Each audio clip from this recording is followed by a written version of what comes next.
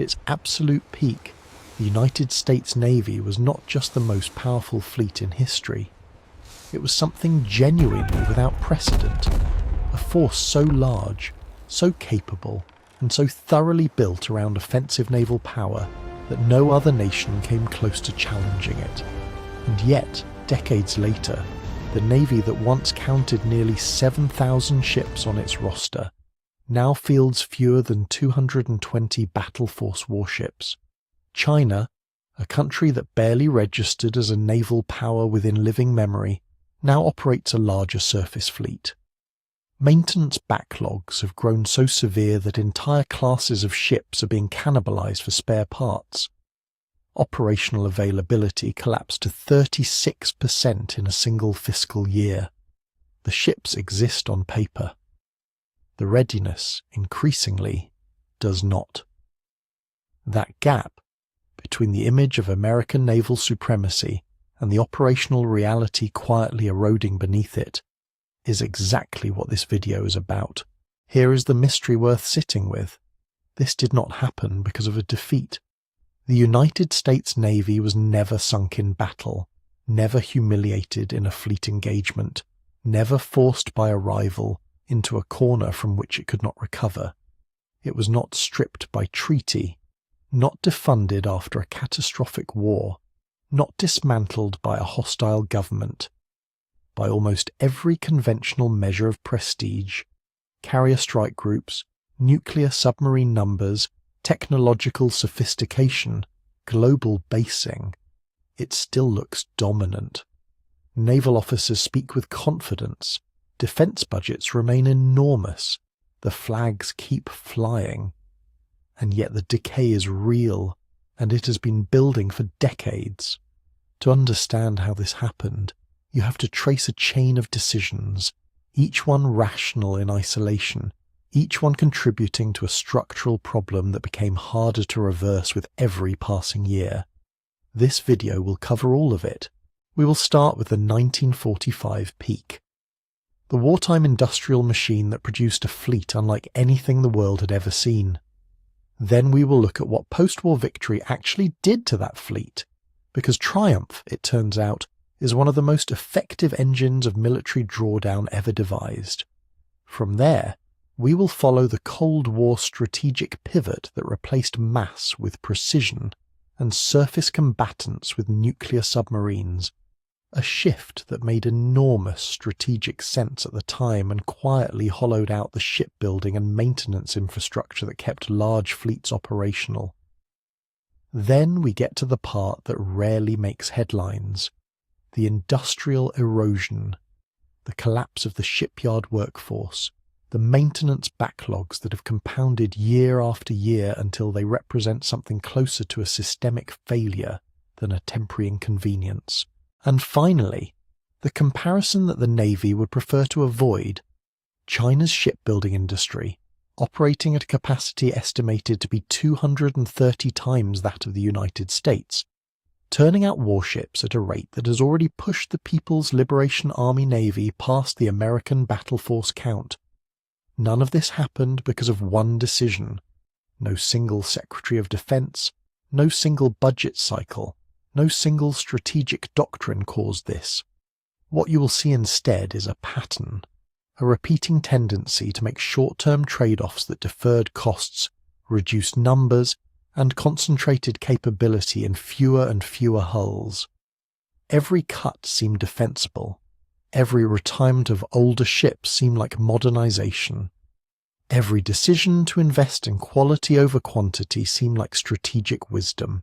Added together across decades, they produced a fleet that is smaller than any American planner in 1945 would have believed possible, and a maintenance infrastructure that can no longer keep pace with what it is asked to do. There is a specific tension running through this entire story, and it is worth naming up front. The United States Navy's headline power, carrier groups, Tomahawk missiles, Virginia-class submarines, the sheer technological gap between American warships and most adversaries remains genuinely formidable. Nobody serious argues otherwise. But headline power and operational availability are not the same thing. A ship that exists on the force level table, but is sitting in a dry dock waiting for repairs that are already 18 months delayed, is not a ship that can be deployed to a crisis. A carrier that is late by a year and a half is not a carrier that a fleet commander can count on. The gap between what the fleet is supposed to be able to do and what it can actually do on any given day is the real story. And it is a story that official statements about American naval supremacy tend to skip over. That is the gap this video is going to close. By the end, you will understand not just how the most powerful navy in history began to rust, but why the rusting was almost structurally inevitable given the choices that were made, and what it would actually take to reverse it. Whether reversal is possible at all is the question hanging over everything that follows. Start with the moment when American naval power stood at its most staggering, and the forces that immediately began working to bring it down. On the 14th of August 1945, Japan announced its surrender. The war was over. And on that single day, the United States Navy stood at a size that has never been matched before or since. Not by any nation, not in any era of naval history. 6,768 ships. That is the official count from the Naval History and Heritage Command for August 14th, 1945. The number is almost too large to hold in your mind as a fleet. It is closer to the size of a city's infrastructure than anything we normally associate with a military force. And it was not a fleet of patrol boats and tugs, though there were plenty of support and logistics vessels in that total. The combat corps alone was something that reshapes your sense of what naval power can actually mean. 28 fleet carriers, 23 battleships, 71 escort carriers, the smaller workhorse flat tops that protected convoys and provided close air support during amphibious landings, 72 cruisers, 377 destroyers, 232 submarines. Behind all of that, thousands of amphibious ships, landing craft, destroyer escorts, minesweepers, tenders, oilers, hospital ships, and the vast logistical apparatus that kept the fighting ships moving and supplied across two oceans simultaneously. To put that combat power in any kind of comparative context, at the end of the Second World War, the United States Navy controlled more than 70% of the world's total naval tonnage among warships of 1,000 tons or greater. 70%. The British Royal Navy, which had dominated the world's oceans for more than a century, was a secondary force by comparison. The Soviet Navy was negligible. Every other navy on Earth combined did not approach what the United States had built. This was not a nation that had a dominant navy. This was a nation that, for one specific moment in history, essentially was naval power. The human scale matched the material one. By the 2nd of September 1945, when Japan formally signed the surrender documents aboard the USS Missouri in Tokyo Bay, the Navy employed more than 3.5 million personnel, roughly 325,000 officers and over 3 million enlisted sailors, plus nurses and other support staff. That is not far off from the total population of Los Angeles at the time. The American Navy was by itself larger than many countries. What had produced this was the most extraordinary industrial mobilization in the history of warfare. Fiscal year 1945 alone saw the American shipbuilding industry deliver more than 9 million gross tons of new naval vessels, a figure that strains comprehension when you remember that these were not simple cargo ships, but complex warships requiring precision manufacturing, specialized steel, fire control systems, radar, weapons integration, and thousands of trained workers for each hull. In June of 1945, the Navy shipped more than 25 million barrels of fuel to the Pacific Theater in a single month. Across the wartime years, shipping averaged approximately 600,000 long tons of supplies per month to keep the fleet operational and the Pacific campaigns moving forward. The logistics chain alone invisible to most people who know the history of the island campaigns, represented an organizational achievement of breathtaking complexity. The yards doing this work were not pre-existing national infrastructure quietly scaled up. Many of them were built during the war itself. Henry Kaiser's shipyards in California and Oregon turned out Liberty ships and escort carriers using assembly line techniques borrowed from automobile manufacturing. Shipyards that had never built warships before learned to do it. Workers who had never welded steel before were trained, then trained others. Women entered the industrial workforce in numbers that permanently changed American manufacturing. The entire national economy had been reorganized, at enormous cost and with remarkable speed, to produce floating military power at industrial scale. This matters for understanding everything that comes later, because the 1945 fleet was not the product of a permanent naval culture that had slowly accumulated over generations. It was a wartime emergency construction. The United States entered the war with a substantial but not overwhelming navy. The attack on Pearl Harbor demonstrated brutally that the pre-war fleet was vulnerable and in some ways inadequate. What you see on August 14, 1945, is what the American economy could produce when directed entirely toward a single military objective for approximately 4 years. The fleet was enormous precisely because the threat had been enormous. It was the industrial answer to an existential question.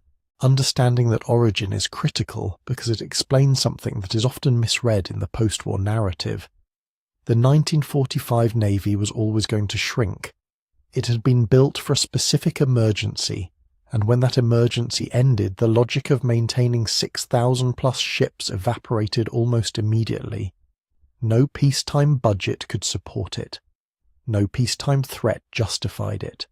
No democratic government in a country exhausted by 4 years of war was going to tell its citizens that they needed to keep paying for a fleet that dwarfed every other navy on Earth combined, and then some. The drawdown was not a failure of will or foresight. It was the predictable consequence of building a fleet specifically calibrated to the largest military emergency in human history. But the baseline matters enormously, because it sets the terms against which every subsequent decision will be measured. When we talk about the decline of American naval power, we're not talking about a natural state of naval dominance slowly eroding under pressure. We're talking about the specific arc from this extraordinary wartime peak to the present. And the question is not why the fleet shrank from 6,768 ships, because that was inevitable. The question is how far it shrank, why it kept shrinking past any threshold that could reasonably be called strategic wisdom, and what was lost along the way that cannot easily be rebuilt. There is one more dimension to the 1945 fleet that rarely gets the emphasis it deserves, what it represented in terms of operational reach. This was not a fleet designed to defend American coastlines or project power into a single theatre. It was operating simultaneously in the Atlantic, the Mediterranean, the Indian Ocean, and across the entire Pacific. From the Aleutian Islands to the waters off Japan itself, the logistics chains it sustained stretched across tens of thousands of miles. The carrier task forces that struck the Japanese home islands in 1945 were operating from bases thousands of miles away from their targets, in waters that required constant underway replenishment, coordinated air cover, anti-submarine patrols, and interlocking supply lines that had to function continuously under combat conditions. The fleet was not just large. It was capable of sustained, global, offensive naval warfare at a scale no other nation had ever achieved. That combination, scale, industrial depth, logistical reach, offensive capability, and the human infrastructure to run all of it simultaneously, is what made the 1945 Navy historically unique. Not just the biggest, not just the most powerful, the most comprehensively capable naval force ever assembled, built on an industrial base that could replace losses faster than any adversary could inflict them, sustained by a logistics system that could keep ships fighting indefinitely thousands of miles from home ports and manned by millions of sailors who had learned their craft under the most demanding combat conditions imaginable. This is the baseline. 6,768 ships, more than 70% of the world's naval tonnage, 3.5 million personnel, a shipbuilding industry capable of producing 9 million gross tons of new vessels in a single fiscal year, an operational reach spanning every ocean on the planet.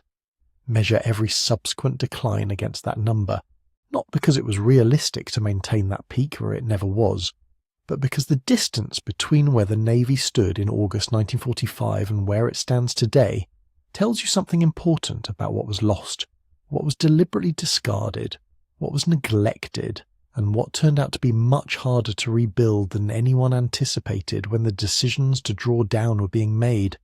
Today's battle force fleet of fewer than 220 warships is not just smaller than the 1945 peak.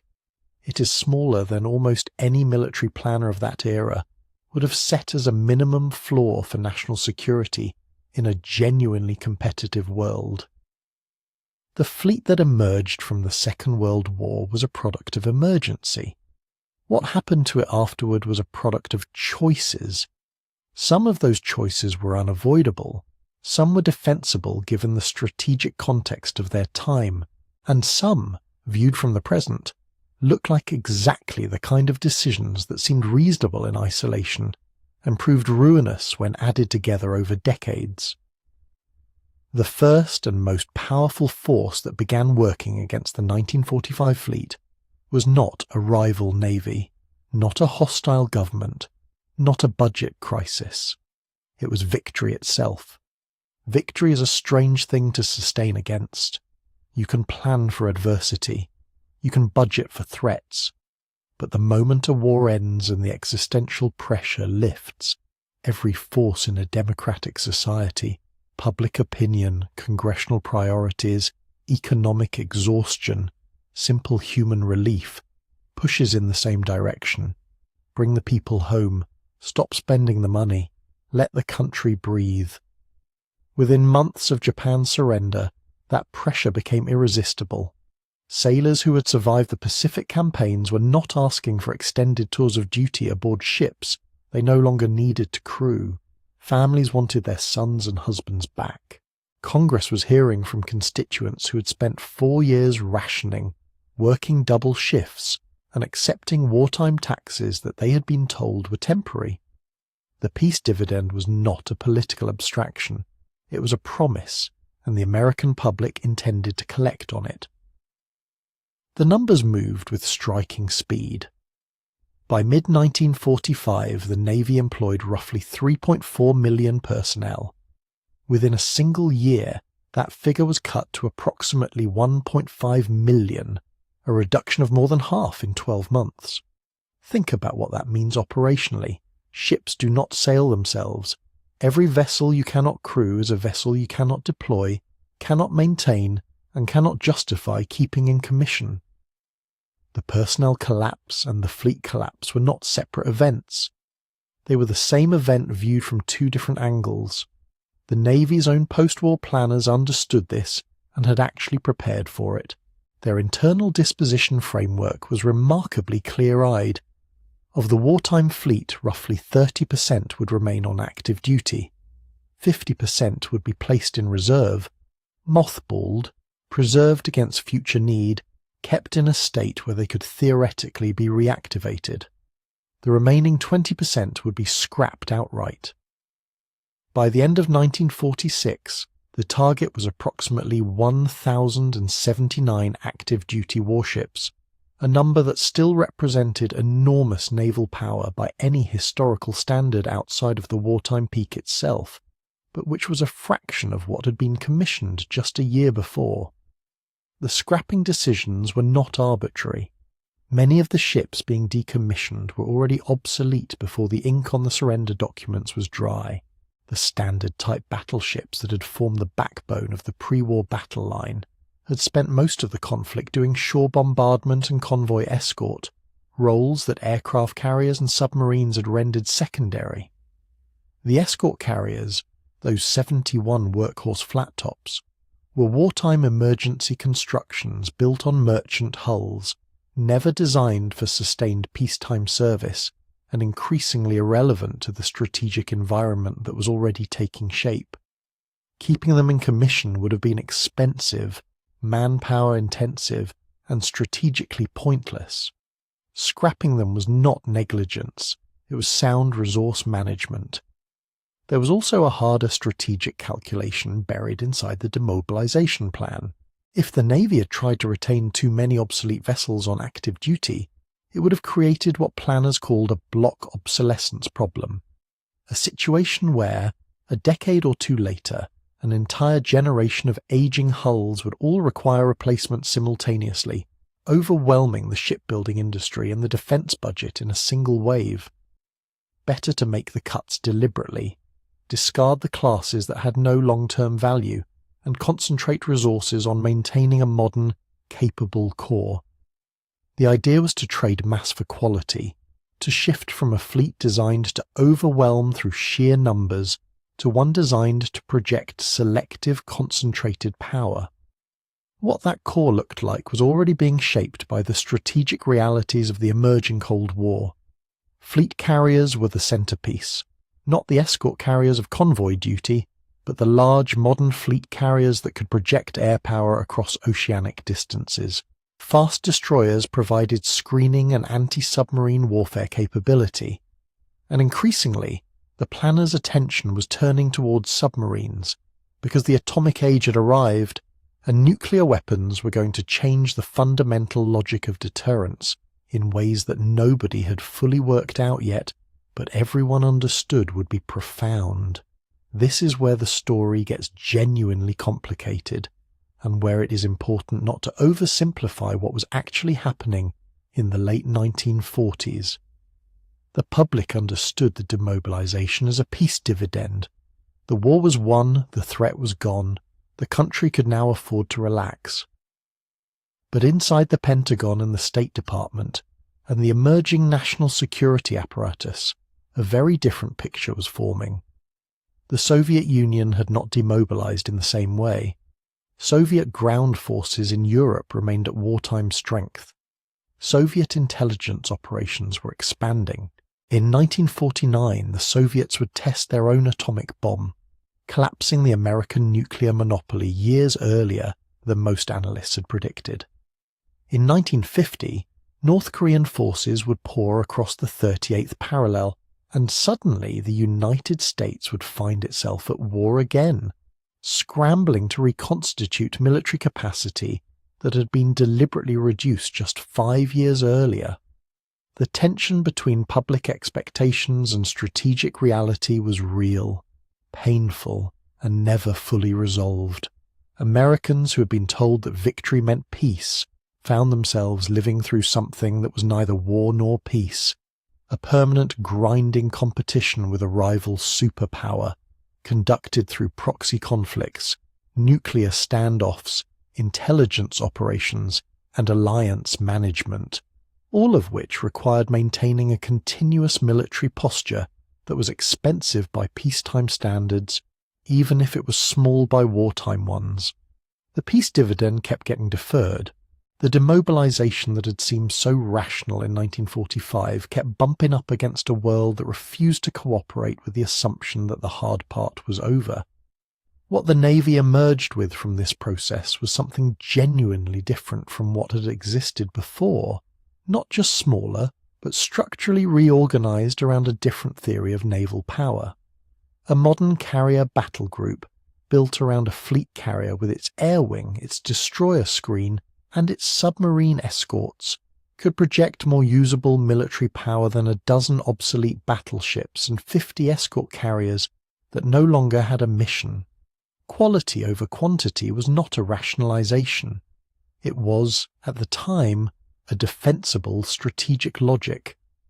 And this is the critical point for understanding everything that follows, because the story of American naval decline is not the story of a single catastrophic mistake made in 1945 or 1946. The demobilization itself was rational. The shift towards selective power made sense. The mothballing of obsolete classes was prudent. What you're watching in the immediate post-war years is not the beginning of failure. It is the beginning of a different kind of challenge. The challenge of maintaining a smaller, higher quality fleet in a world that would keep demanding more of it, in a strategic environment that would keep becoming more competitive against an industrial backdrop that would slowly, quietly, almost invisibly begin to erode. The 6,768 ship navy was always going to shrink. That was never in question.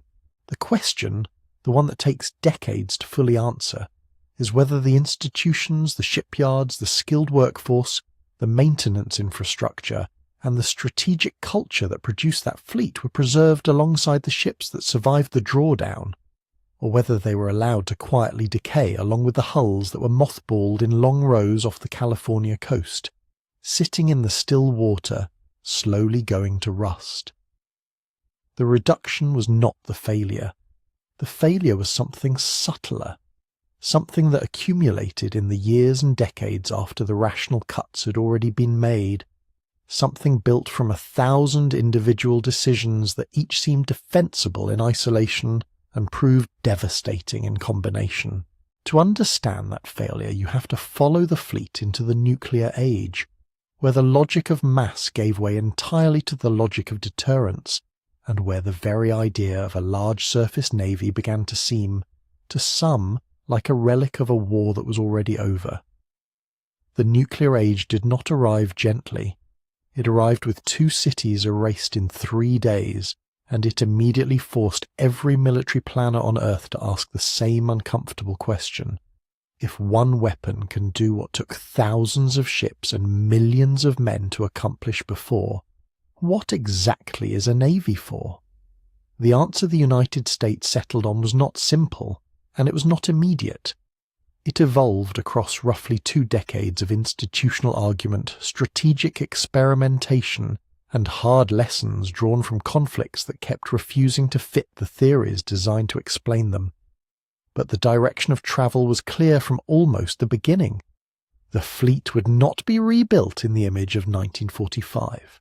It would be rebuilt around a fundamentally different idea of what naval power meant.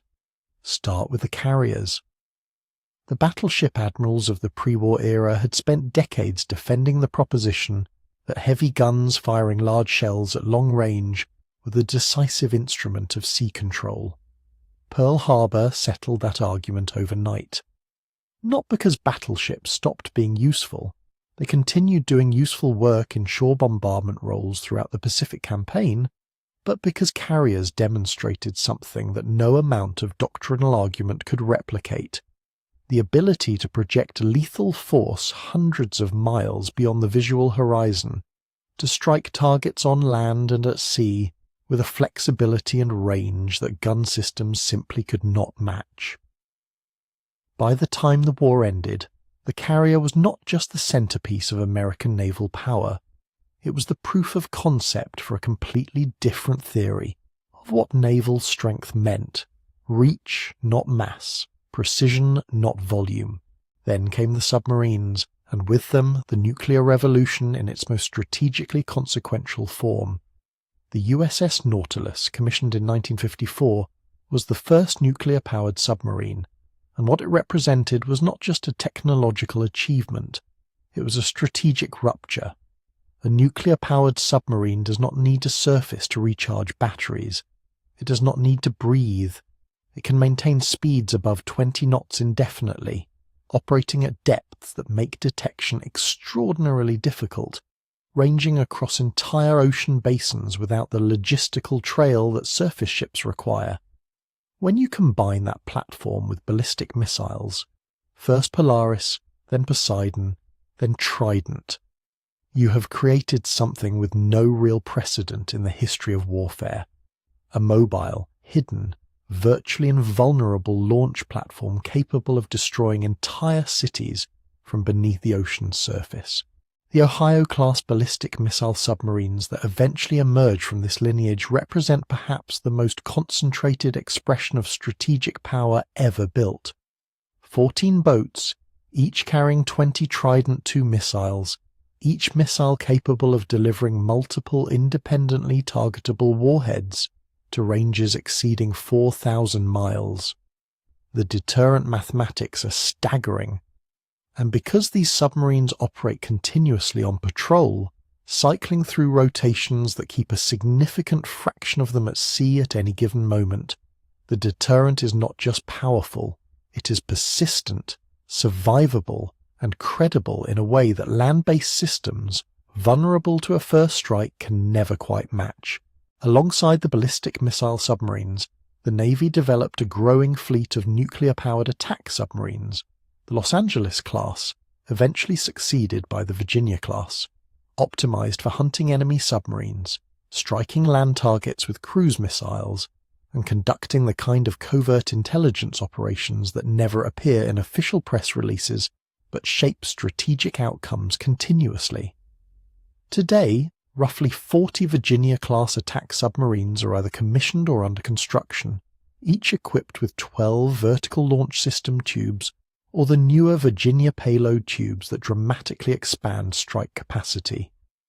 The submarine force represents an area of genuine, substantial American advantage, 66 nuclear-powered boats against China's 12, and it is not accidental that the Navy's fiscal year 2025 unfunded priorities list earmarks $403 million specifically for the submarine industrial base. Now add the missiles, the Aegis combat system, deployed aboard Ticonderoga-class cruisers and Arleigh Burke-class destroyers, transformed surface combatants from gun platforms into integrated missile defense and strike systems, capable of tracking and engaging hundreds of targets simultaneously. A single Arleigh Burke destroyer carries 96 vertical launch cells that can be loaded with combinations of standard missiles for air defense, Tomahawk cruise missiles for land attack, and anti-submarine rockets. The United States currently fields approximately 9,900 vertical launch cells across its surface and submarine fleet, more than twice China's roughly 4,200 cells, though that gap is closing as older Ticonderogas retire and the plan commissions new hulls at a pace the American shipbuilding industry cannot currently match. The strategic logic that unified all of these developments was coherent and, within its own assumptions, genuinely compelling. If a carrier strike group can deliver more combat power than 100 World War II-era destroyers, then building 100 destroyers is not just unnecessary, it is actively wasteful. Resources spent maintaining obsolete hulls are resources not invested in the high-end platforms that actually determine outcomes in modern warfare. Quality would replace quantity. Technology would multiply force. A smaller fleet built around superior platforms would outperform a larger fleet built around inferior ones. During the Cold War, this logic held. Soviet naval doctrine emphasized submarine warfare and anti-ship missiles designed to deny American carrier groups access to contested waters, and the American response, nuclear attack submarines, carrier aviation, Aegis air defense, was specifically engineered to defeat those threats. The competition was qualitative, not quantitative. What mattered was whether your systems were better than theirs, not whether you had more hulls, and in that competition, the United States consistently held the advantage. But concentrated power carries a concentrated vulnerability, and this is where the strategic logic of modernization began to fold into the problem that defines the Navy's situation today. When you build 11 nuclear-powered carriers instead of 20 conventional ones, each carrier becomes roughly 10% of your total carrier capacity. Lose one, to a sophisticated missile strike, to an accident, to a maintenance cycle that runs unexpectedly long, and you have not lost a ship. You have lost 1/10 of your entire power projection capability. When the USS Enterprise's delivery is delayed by 18 months, that is not just a scheduling inconvenience, It is a measurable reduction in available combat power during those months. The same logic applies across the entire high-end fleet. Concentrating firepower into fewer, more expensive platforms creates efficiency during normal operations and fragility during stress. Every ship that slips into extended maintenance, every carrier held in dry dock past its scheduled return, every submarine delayed by an industrial base that cannot build them fast enough, each of these subtracts from a pool that has far less slack than the old mass fleet possessed. The World War II Navy could absorb enormous losses because it had built enormous redundancy. The modern Navy, optimized for quality over quantity, has optimized away much of that redundancy in the process. This was not obvious in 1960 or 1970 or even 1980. The strategic environment rewarded the bet on quality, and the United States reaped real advantages from it. But the terms of the competition were already beginning to shift in ways that the concentration strategy was poorly positioned to handle, and the industrial base that would need to respond had been quietly, steadily losing the capacity to do so. What made the World War II Navy possible was not just money or political will or the courage of the men who sail those ships. It was physical infrastructure, tens of thousands of skilled workers, hundreds of specialized suppliers, dozens of yards capable of laying keels and launching hulls on a timeline that seems almost impossible to comprehend from a modern vantage point. At the peak of American wartime production, a Liberty cargo ship could be assembled from prefabricated sections in under 5 days. Destroyers rolled out of yards on the Pacific and Atlantic coasts in sequences that modern shipbuilding engineers struggle to explain without attributing some portion of it to institutional conditions that simply cannot be reconstructed. 30 shipyards across the United States were capable of building deep-draft, ocean-going vessels 400 feet or longer. Collectively, they were producing roughly 60 large ships per year at the height of the war effort. Behind those yards stretched an entire ecosystem: foundries producing specialized steel alloys, machine shops turning out custom components, electrical contractors who understood naval wiring standards, labour pipelines that fed trained welders and pipe fitters into yards as fast as the yards could absorb them. The industrial base was not one thing. It was an interconnected system, and its true capacity was not any single yard's output but the combined weight of every supplier, every trainer, every fabricator who fed into it. That system did not collapse after 1945.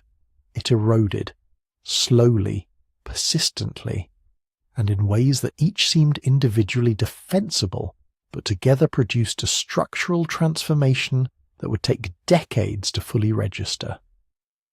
The immediate post-war period saw the obvious demobilization. Yards that had been built or expanded with wartime contracts saw those contracts evaporate. Demand collapsed not because American naval power was shrinking in strategic importance, but because the fleet it had just finished building was, for the moment, more than sufficient. Why maintain expensive yards to build ships when you already had more ships than you needed crews to sail? Workers dispersed into the civilian economy. Yards downsized or pivoted to commercial construction, where margins were thin and foreign competition was beginning to sharpen. Some closed entirely. The Cold War provided a flaw. The Navy continued building, and nuclear propulsion created genuine demand for specialized construction capability that only a handful of yards could handle. But the floor was lower than the wartime peak by orders of magnitude, and the specialized nature of nuclear shipbuilding had a paradoxical effect. It concentrated surviving expertise into a narrow pipeline rather than sustaining the broad industrial base that wartime production had required. You did not need 30 yards to build nuclear submarines. You needed 2 or 3 with very specific technical capabilities and very specific cleared workforces. The rest of the base continued to thin. By the 1990s, the dynamic had crystallized into policy. The 1993 defense rationalization that followed the Cold War's end accelerated consolidation across the entire defense industrial sector. In shipbuilding specifically, 6 major yards owned by 5 independent companies in the early 1990s had contracted to just 2 ownership groups by 2001. The logic was economic efficiency. Fewer yards, lower overhead, concentrated investment in the highest capability facilities. And in a world where the Navy was not anticipating high-intensity naval warfare against a peer competitor, it made sense. You were not planning to replace 50 ships in a year. You were planning to maintain a force of 200 or so hulls on a steady replacement cycle. 2 major yards could do that. What that logic could not accommodate was what you actually need shipbuilding capacity for in a great power conflict: the ability to replace losses rapidly. A Navy's wartime value is not just the ships it has when the shooting starts. It is the rate at which it can rebuild after taking damage, the speed at which industrial capacity can convert national wealth into combat power. Britain understood this in 1914. America built that understanding into every plate of steel it laid in the 1940s. But the industrial infrastructure that makes rapid replacement possible cannot be switched on the morning a conflict begins. The workers who know how to cut and weld specialized naval steel, the supplier networks that produce the thousands of custom components that go into a modern warship, the management systems and technical drawings and quality control processes, these things take years to develop and years more to scale. If you let them decay in peacetime, they are not available when you need them. Today, the United States has 6 shipyards capable of building large ocean-going vessels. Annual output of large ships runs to roughly 7. The workforce shortages are not theoretical. The 4 public Navy shipyards are currently running about 1,000 skilled positions below what they need. These are not entry-level gaps. They are gaps in the kind of specialized competency that takes years of apprenticeship and hands-on experience to develop. Nuclear-qualified welders, pipe fitters who understand the tolerances required in submarine construction, engineers familiar with carrier dry dock procedures. You cannot hire your way out of that problem in a short time frame. You have to grow through it, and growing through it requires the training pipelines, the journeyman systems, and the institutional knowledge that a contracted industrial base has been steadily losing. The production timelines that result from all of this make the vulnerability concrete. A modern nuclear carrier requires 5 to 7 years from keel laying to delivery under the best conditions. The USS Enterprise, the most recent Ford-class edition, is running 18 months behind that schedule.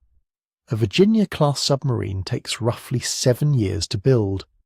If a peer conflict began tomorrow and produced significant losses in the surface fleet, the United States would not be replacing those losses in months. It would not be replacing them in a year. The replacement timeline is measured in half-decades, and that is assuming the yards performing the work are not themselves under strain from the maintenance backlogs and workforce shortages that already characterize normal peacetime operations. The contrast with China will be developed in full later, but the directional point cannot wait. Open source estimates, and they carry genuine uncertainty given the opacity of Chinese industrial reporting, suggest Chinese shipbuilding capacity is somewhere in the neighborhood of 230 times that of the United States. Chinese officials have themselves acknowledged roughly 3 times the American industrial capacity, a figure senior US Navy leaders have not publicly disputed. The gap is not close. This is the dimension of American naval decline that is hardest to reverse with budget supplements or procurement reforms or strategic pivots. The fleet you have today is the product of decisions made decades ago about what kind of industrial base to maintain. The fleet you will have a decade from now is being shaped right now by the same set of choices, and a prolonged rivalry with an adversary who is both building faster and building more is precisely the scenario in which industrial capacity is not a background condition. It is the central variable. The industrial base problem does not exist in isolation.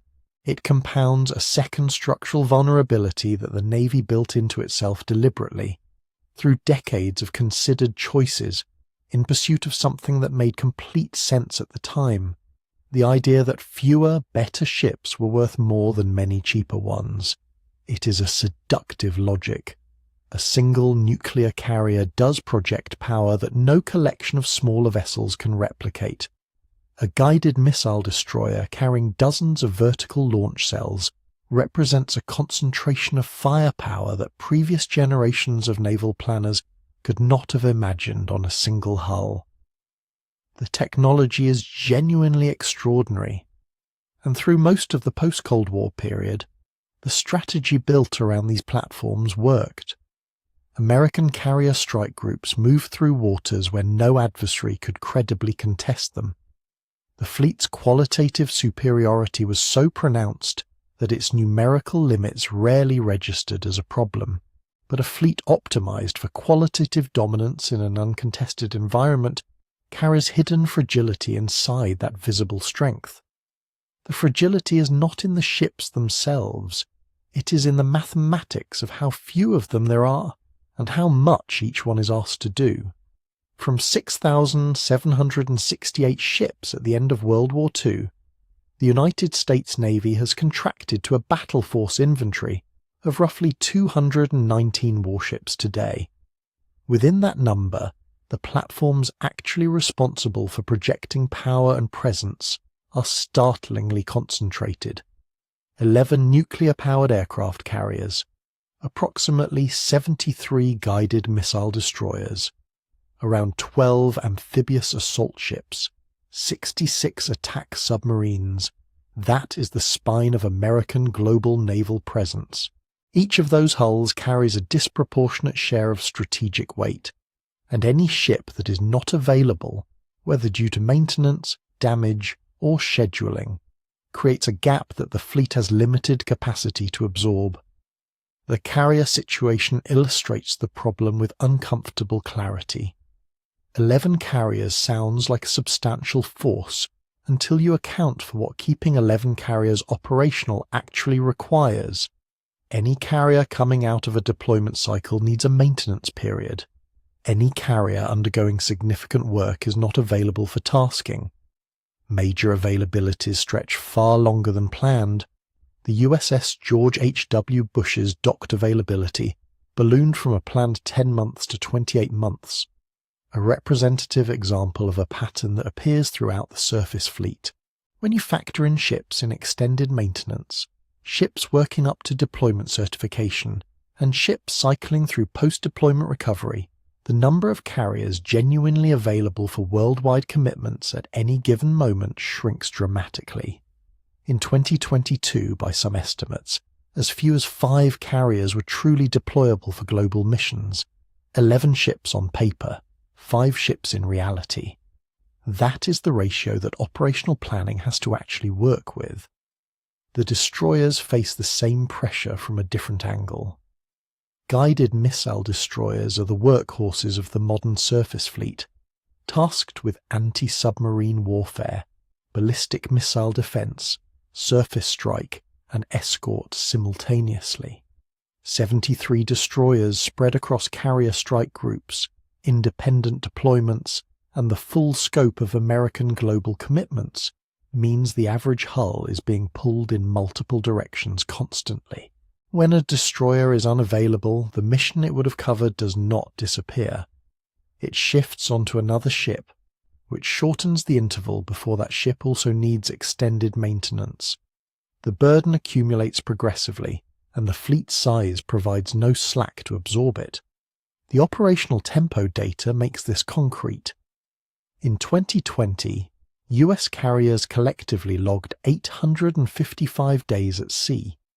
Individual ships reached extremes that reflect the system straining against its own limits. USS Harry S. Truman spent 422 days deployed across 2018 to 2020, a tempo that imposes wear no maintenance schedule is designed to accommodate. USS Abraham Lincoln completed a 295-day deployment, one of the longest in the carrier's operational history. These numbers are not the result of unusual strategic urgency. They are the routine output of a fleet that does not have enough ships to cover its commitments at a sustainable pace. The mechanism connecting small fleet size to accelerated wear runs directly through deployment length. When there are not enough hulls to rotate through a commitment, the ships in place stay longer. Longer deployments mean more corrosion, more mechanical stress, more systems pushed past their designed maintenance intervals. When those ships finally return, they need more work than a shorter deployment would have required.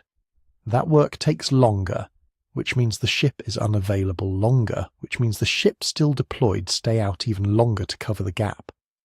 It is a compounding cycle, and its endpoint is a maintenance backlog that the GAO estimated at 4,200 days of delayed surface ship work, roughly equivalent to 10 ships out of service for an entire year all at once. The strategic dimension of this is what makes the design choice genuinely dangerous rather than merely inconvenient. When each hull carries this much operational importance, losing flexibility in even one platform becomes a serious problem. A single carrier in extended maintenance does not reduce combat power by 1/11th. It reduces the Navy's ability to respond to simultaneous contingencies, to maintain presence in multiple theatres, to credibly signal commitment to multiple allies at the same time. Adversaries who understand the deployment cycle know when carrier coverage in a given region is thin. That knowledge shapes their calculations about what they can do without triggering a response. The same logic applies to submarines and amphibious ships, though the visibility differs. The amphibious fleet supports the Marine Corps' ability to project ground power from the sea, and with roughly 12 large deck ships available, the margin for unavailability is similarly thin. Submarines, where American qualitative advantage remains most pronounced, 66 nuclear attack boats against China's 12, are nonetheless subject to the same maintenance pipeline constraints that afflict every other platform. A submarine delayed in maintenance is not a submarine that can provide the deterrent presence it was built for. What the Navy built, in other words, is a fleet of exceptional machines operating permanently at the edge of what their numbers can sustain.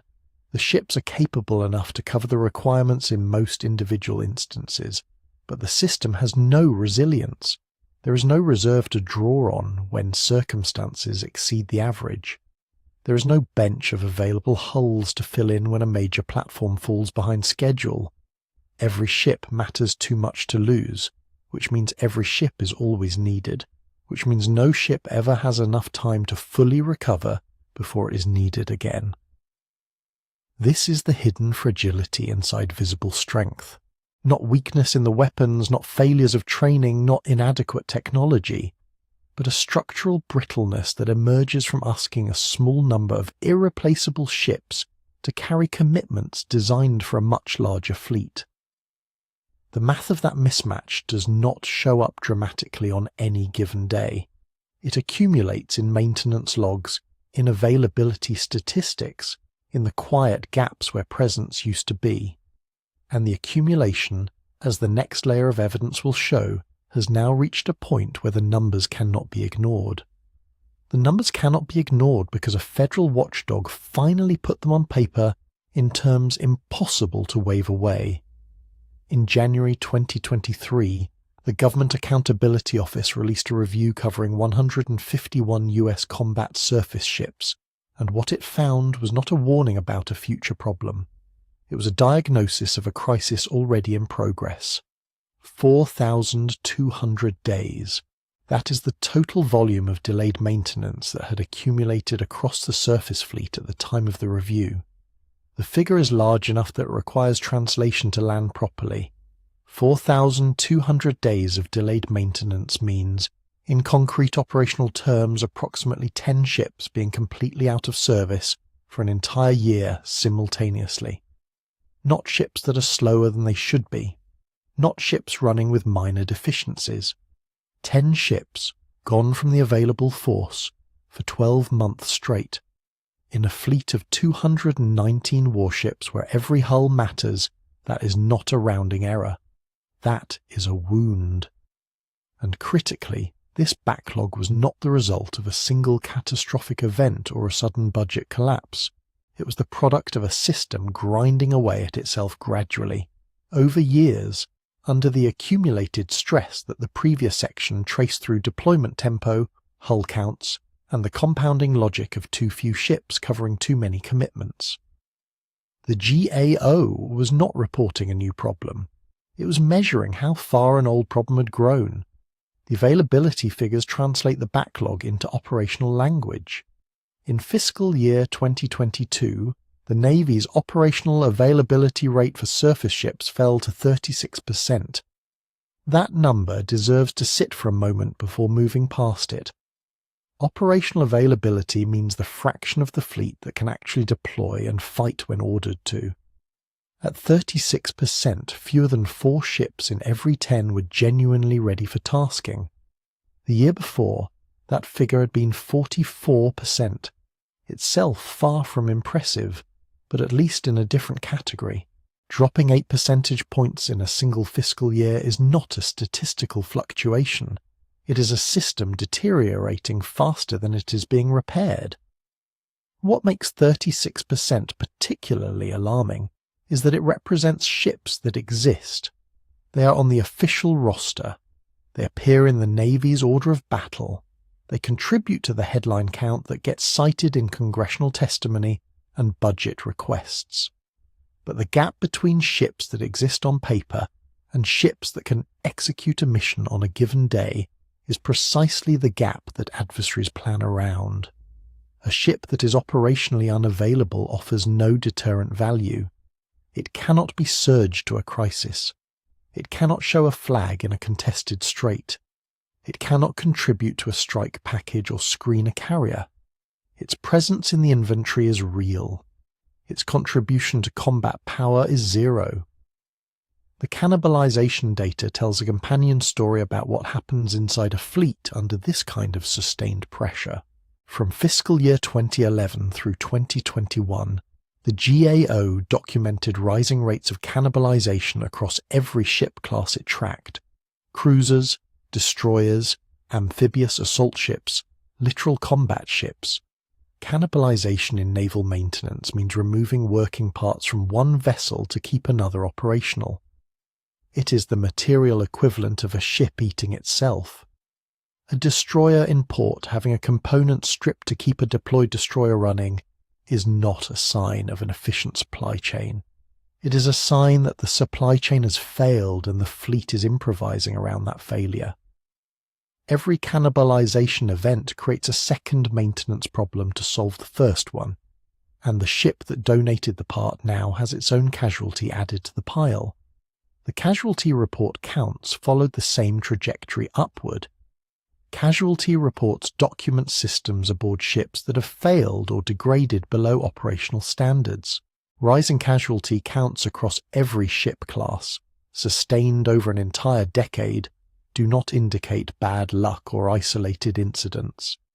They indicate that ships are being operated beyond their maintenance capacity, that deferred work is accumulating inside hulls that look functional from the outside, and that the material condition of the fleet is declining faster than repair resources can reverse it. Then there is the steaming hours question, which produced a genuine dispute between the Navy and its auditors, and the dispute itself is revealing.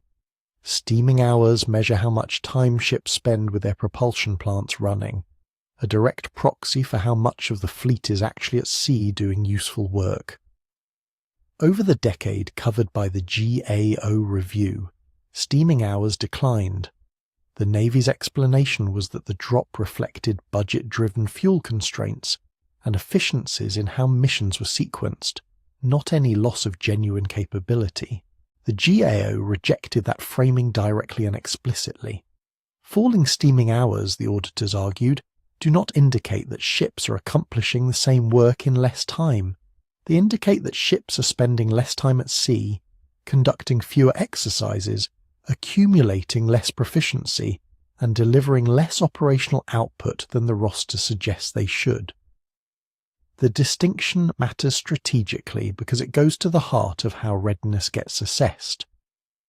If the Navy counts ships that are at sea less often as equally ready to ships that steam regularly, the readiness picture is systematically optimistic.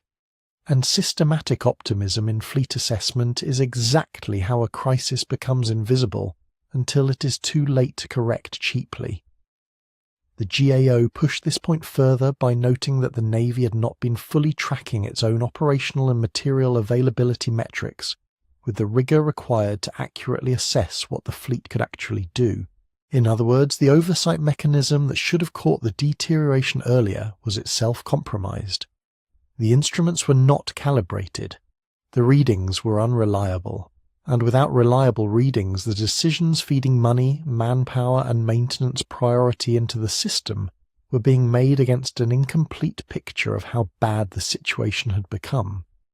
What the 4,200-day backlog really represents, once all of this is assembled, is a compounding failure that spans the administrative, industrial and strategic dimensions simultaneously. Administrative decisions deferred maintenance to protect operating budgets. Industrial constraints meant that when work was finally scheduled, yards could not always execute it on time or within planned scope. Strategic commitments kept ships deployed beyond sustainable intervals, which meant they arrived in maintenance in worse condition than planned, which drove scope growth, which extended yard periods, which meant fewer ships were available for the next deployment cycle. Each link in that chain reinforced the others. The numbers stopped being ignorable, not because they were new, but because they finally accumulated to a scale where their strategic meaning became undeniable. 4,200 days of delayed maintenance, 36% operational availability, rising cannibalizations and casualty reports across every ship class, falling steaming hours that reflect reduced presence rather than gained efficiency. These are not metrics about bureaucratic performance. They are metrics about how much combat power the Navy can actually deliver on the day it is needed, and the gap between what the fleet looks like on paper and what it can do in reality has been growing wider every year, driven by a workforce shortage that sits underneath all of it. Here is what 36% actually means when you stop treating it as a statistic and start treating it as an operational reality. The United States Navy currently lists 219 warships in its battle force inventory. That number is the one that appears in congressional testimony, defense budget documents, and the annual reports that frame American naval power for public consumption. 219 ships is a fleet. It is smaller than it once was, smaller than many analysts believe it needs to be, but it is still a substantial force by any historical comparison, outside of the Navy's own peak years. The problem is that 219 ships is not the number that matters when a crisis erupts and orders go out to surge forces into a contested region. The number that matters is how many of those 219 ships can actually respond. At a 36% operational availability rate, the answer is roughly 79, not 219, not close to 219, 79 ships available for tasking, while approximately 140 remain in maintenance availability, in delayed yard periods, in partial readiness states that prevent deployment, or tied up in the cascading consequences of a backlog that now stretches to 4,200 days of deferred work. The headline fleet and the usable fleet are two entirely different forces, separated by a gap that an adversary can study, measure and plan around with more precision than most Americans realize. And that 36% figure came after the previous year's rate was 44%. In a single fiscal year, the fraction of the surface fleet ready to fight dropped by 8 full percentage points. That is not a statistical adjustment or a measurement artifact. 8 percentage points across a fleet of 219 ships represents nearly 18 vessels shifting from the available column to the unavailable column in 12 months. That is almost 2 full carrier strike group equivalents and surface combatants gone from the usable force in 1 year, without a single enemy action, without a storm, without combat damage of any kind. The fleet lost that capacity to its own maintenance system failing under accumulated strain. The ripple effects do not stay contained within the maintenance schedule. They spread outward through every dimension of a naval readiness with a logic that, once you see it, is difficult to stop following. When a destroyer arrives at a shipyard for a scheduled maintenance period and the yard cannot start on time because workers are not available, or because another ship is still occupying the dry dock beyond its planned period, the destroyer waits. While it waits, its crew cannot train on the systems being overhauled. Training pipelines designed around expected return to fleet dates slip. The deployment scheduled to begin after the maintenance period gets compressed or delayed, which compresses the forward presence rotation that the combatant commander was counting on to maintain continuous coverage in a given region. The ship that was supposed to relieve the forward deployed vessel does not arrive on schedule, so the deployed ship extends its time on station, which accelerates its own wear, which means it will arrive at its next maintenance period in worse material condition, which drives scope growth in that period, which delays the next ship's return. The cycle feeds itself. Deterrence operates on presence and credibility. When allies and adversaries alike are watching the sea lanes, presence is not an abstraction.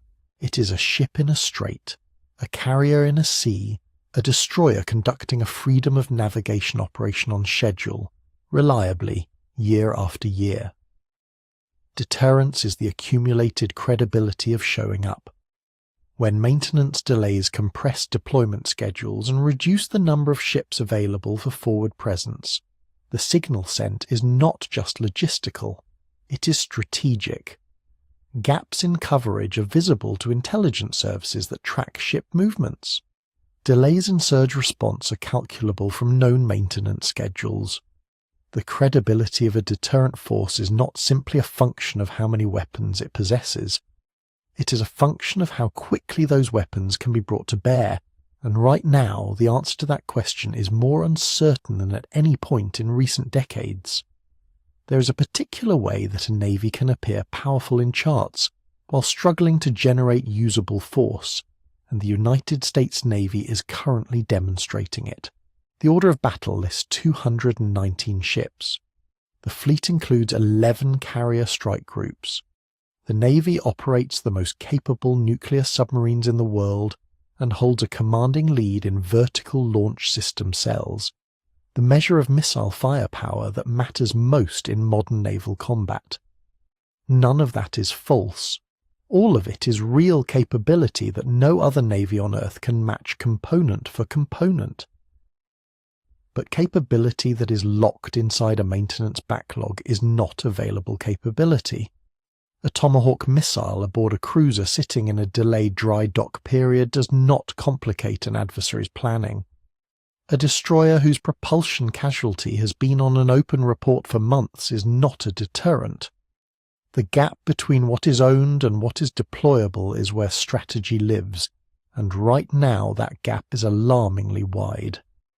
What makes this moment particularly fraught is the comparison that sits alongside it.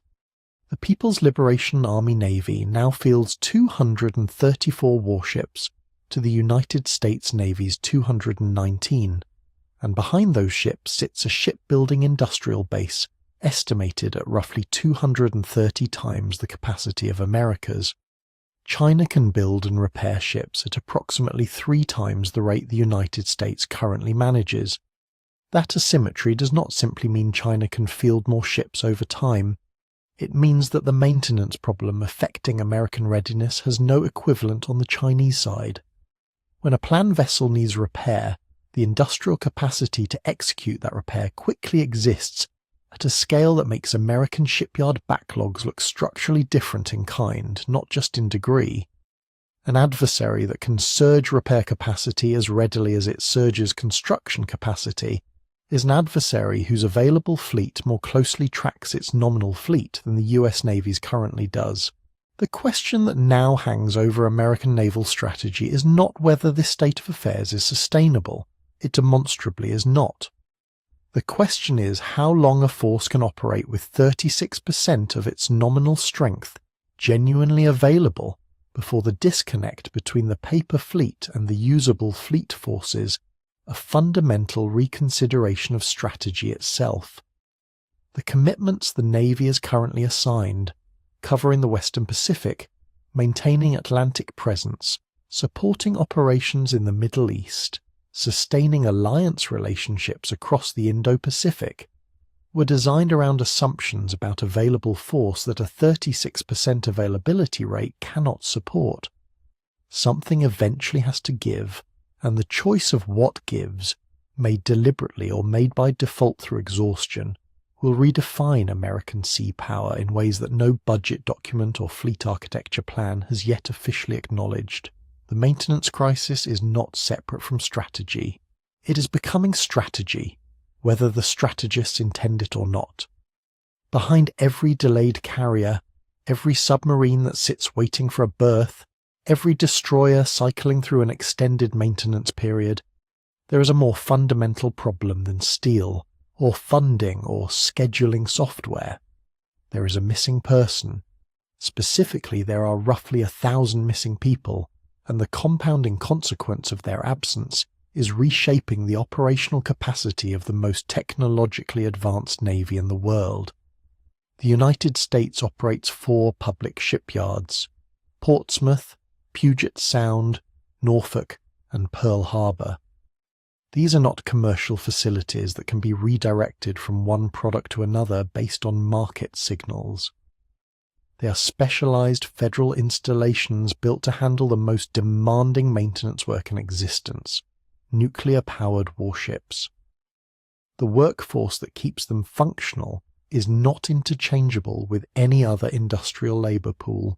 A welder certified for nuclear propulsion plant work, a pipe fitter with 15 years of experience on submarine systems, an electrical engineer who knows how to troubleshoot the precise anomalies that appear in aging Nimitz-class power plants.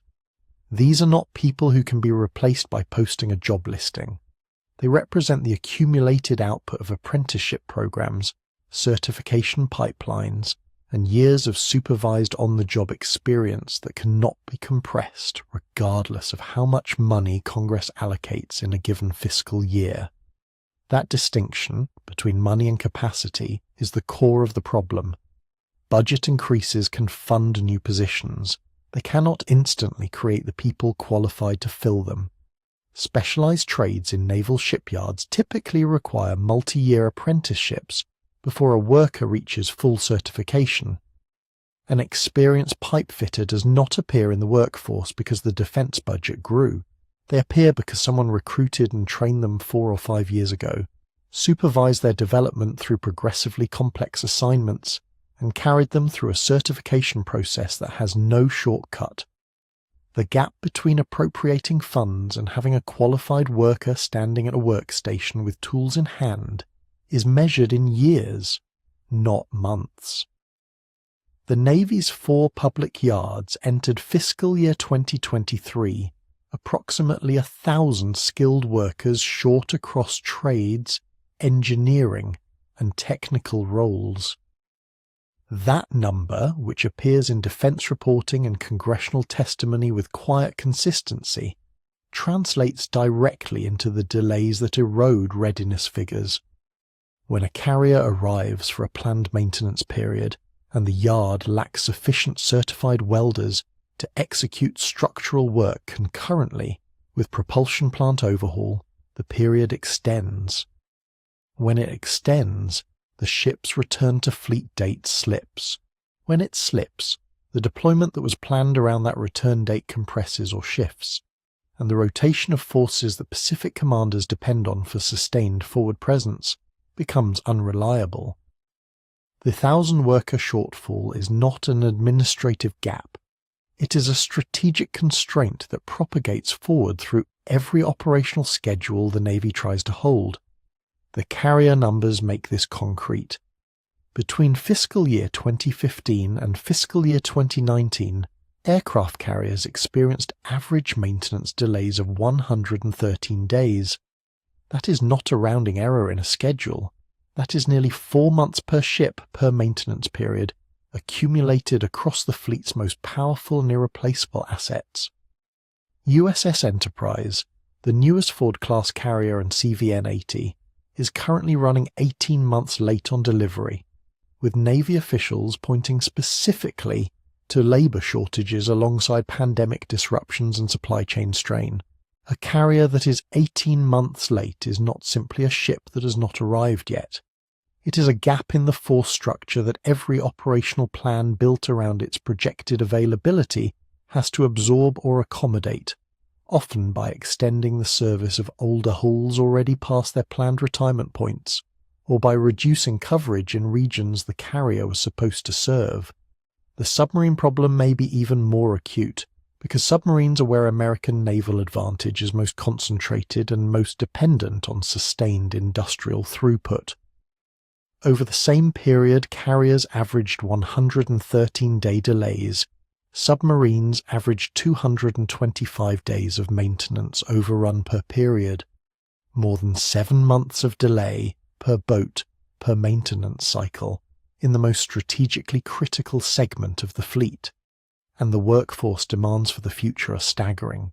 Estimates suggest the Navy needs to hire roughly 100,000 additional submarine industry workers over the next decade just to sustain current Virginia-class production rates, while simultaneously building Columbia-class ballistic missile submarines. 100,000 workers in trades and engineering disciplines that currently do not have the people to fill them. The number reflects not a scaling challenge, but a structural gap between the labour force the industrial base possesses and the one that American submarine strategy requires. This is where the human dimension of industrial decline becomes visible in a way that budget charts cannot fully capture. The shipyard workforce shortage is not simply a byproduct of underfunding, though underfunding contributed to it. It is the product of decades in which the defence industrial base contracted, recruiting pipelines dried up, apprenticeship programs shrank alongside the yard's workloads, and experienced workers retired without being replaced in sufficient numbers. Expertise does not warehouse itself. When a master pipe fitter with 30 years of nuclear plant experience retires, the knowledge embedded in that career does not automatically transfer to someone else. It transfers only if there was an apprentice working alongside them for years before their departure, learning not just the technical procedures but the judgment, the pattern recognition, the accumulated understanding of how specific systems on specific ship classes actually behave under stress. When the pipeline thins, the transfer fails, and capability leaves the workforce in a way that money alone cannot immediately recall. The 4,200 days of surface ship maintenance backlog documented in 2022 exists inside this context. Each one of those days represents a ship day in which maintenance that needed to happen did not, either because the work was deferred, because yard capacity was insufficient to start on schedule, or because scope growth driven by deferred maintenance on previous periods consumed the available workforce before new work could begin. The backlog and the workforce shortage are not parallel problems. They are the same problem viewed from different angles, one measured in calendar time, the other measured in missing human beings. What makes the recovery timeline so sobering is precisely the irreducibility of experience. Congress can appropriate funds faster than any shipyard can train workers. The Pentagon can declare submarine production a national priority, as it effectively has, earmarking $403 million for the submarine industrial base in recent budget requests, and the result is still constrained by how quickly qualified workers can be developed and certified. Speed of funding does not equal speed of capacity. The bottleneck is not in the budget line. It is in the years required to build a person into someone whose hands can safely perform nuclear-level maintenance on systems where a mistake does not mean a cost overrun, but a catastrophic failure. Labour capacity, properly understood, is a first-order strategic constraint. It belongs in the same analytical category as the number of dry docks available, the number of hulls in commission, the number of missiles in the magazine. A navy that cannot repair its ships quickly enough is not simply a navy with a maintenance problem. It is a navy whose effective force structure is smaller than its official order of battle, whose readiness rates will continue to compress regardless of construction programs, and whose adversaries can observe the gap between what is claimed and what is available with more precision than any American press release will acknowledge. The 1,000 missing workers are not a footnote to the readiness crisis. In a real sense, they are its origin point. The workforce shortage inside American shipyards is a severe problem on its own terms, but it does not exist in a vacuum. It exists alongside a comparison that, once you absorb it fully, reframes everything else about the current balance of naval power. While the United States struggles to find certified welders and pipe fitters to keep its existing ships operational, China is building a navy at a pace and scale that has no modern precedent outside of wartime mobilization. The figure that has circulated in Pentagon briefings and been cited by analysts at the Center for Strategic and International Studies is almost too large to process intuitively. China's shipbuilding capacity is estimated at roughly 230 times that of the United States.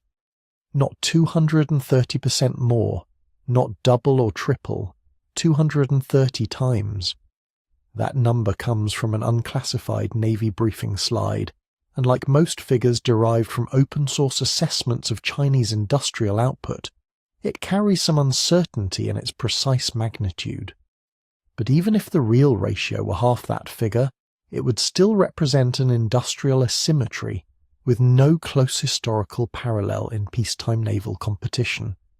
The United States built a 6,768 ship navy by mobilizing every shipyard in the country through the full productive force of a wartime economy. China appears to have built something approaching that kind of shipbuilding infrastructure as a permanent feature of its industrial base, not an emergency expansion. The production rate comparison makes the capacity gap concrete in operational terms. Chinese yards are currently turning out surface combatants at roughly 2 to 3 times the rate of American yards. For every destroyer or cruiser that Newport News or Bath Iron Works completes, Chinese facilities are completing 2 or 3. That rhythm, sustained over years, produces a compounding effect on fleet composition. Ships accumulate faster than the opposing force can offset through new construction, and the numerical gap that results is not a snapshot frozen at one moment. It is a trajectory that continues to widen as long as the production differential persists.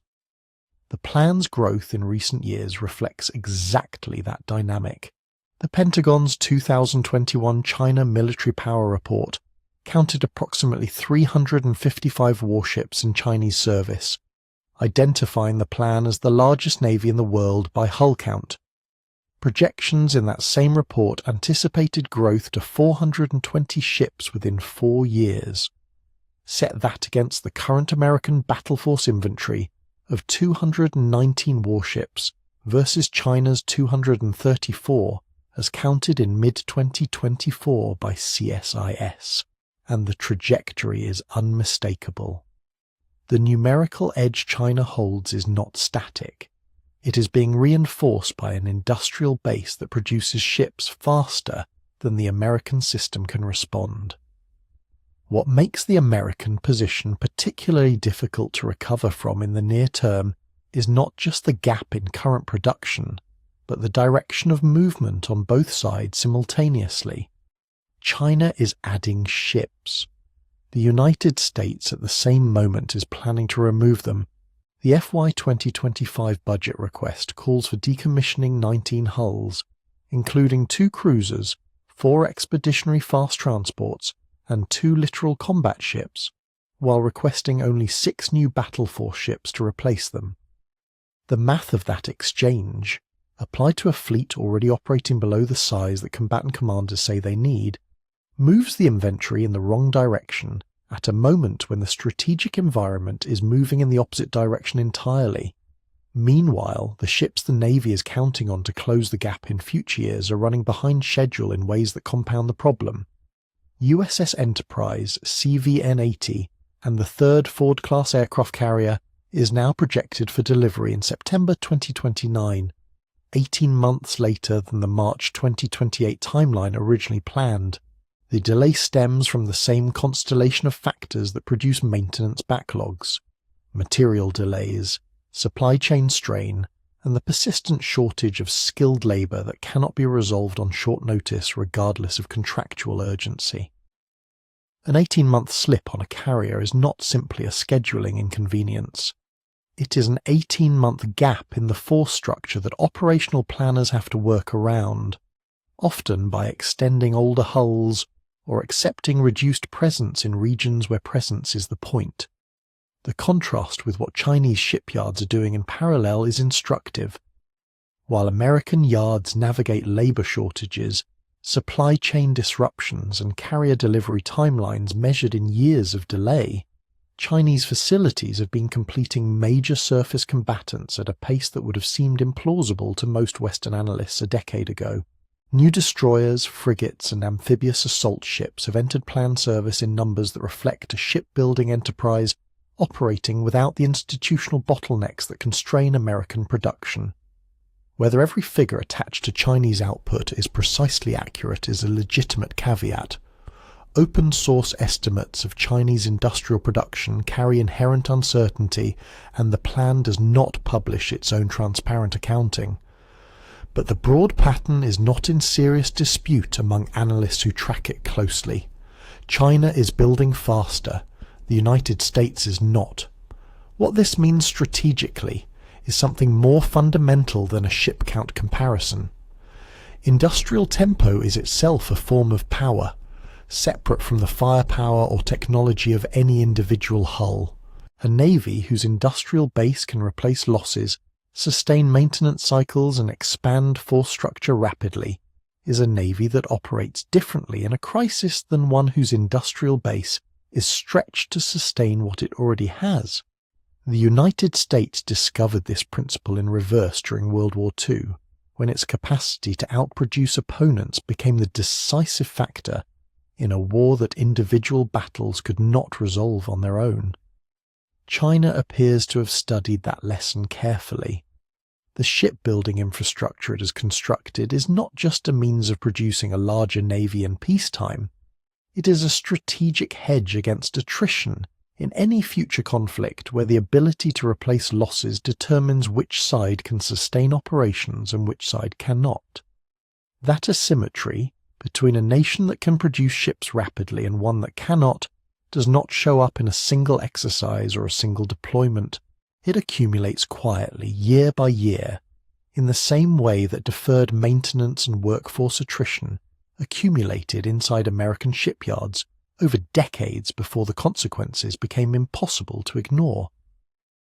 The retirements planned for fiscal year 2025, the 18-month enterprise delay, the 3-to-1 production ratio running in China's favour, none of these are individually decisive events. Together, they describe an industrial balance that is shifting in ways that fleet inventories, even when counted carefully, only partially capture. The United States still leads in critical categories that matter enormously in any serious conflict.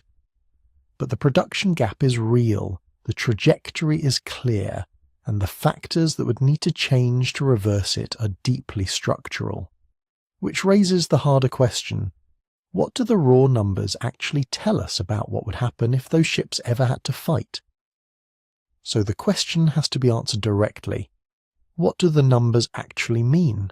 The headline comparison, China's 234 warships against America's 219, is the figure that shows up most often in congressional testimony and defense commentary, and it has real significance.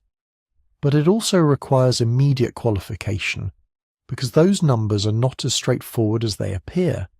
the way analysts count battle force inventories varies depending on what threshold you apply. Some methodologies count only manned, missile, or torpedo-armed vessels above 1,000 tons, which produces that 219 figure for the United States.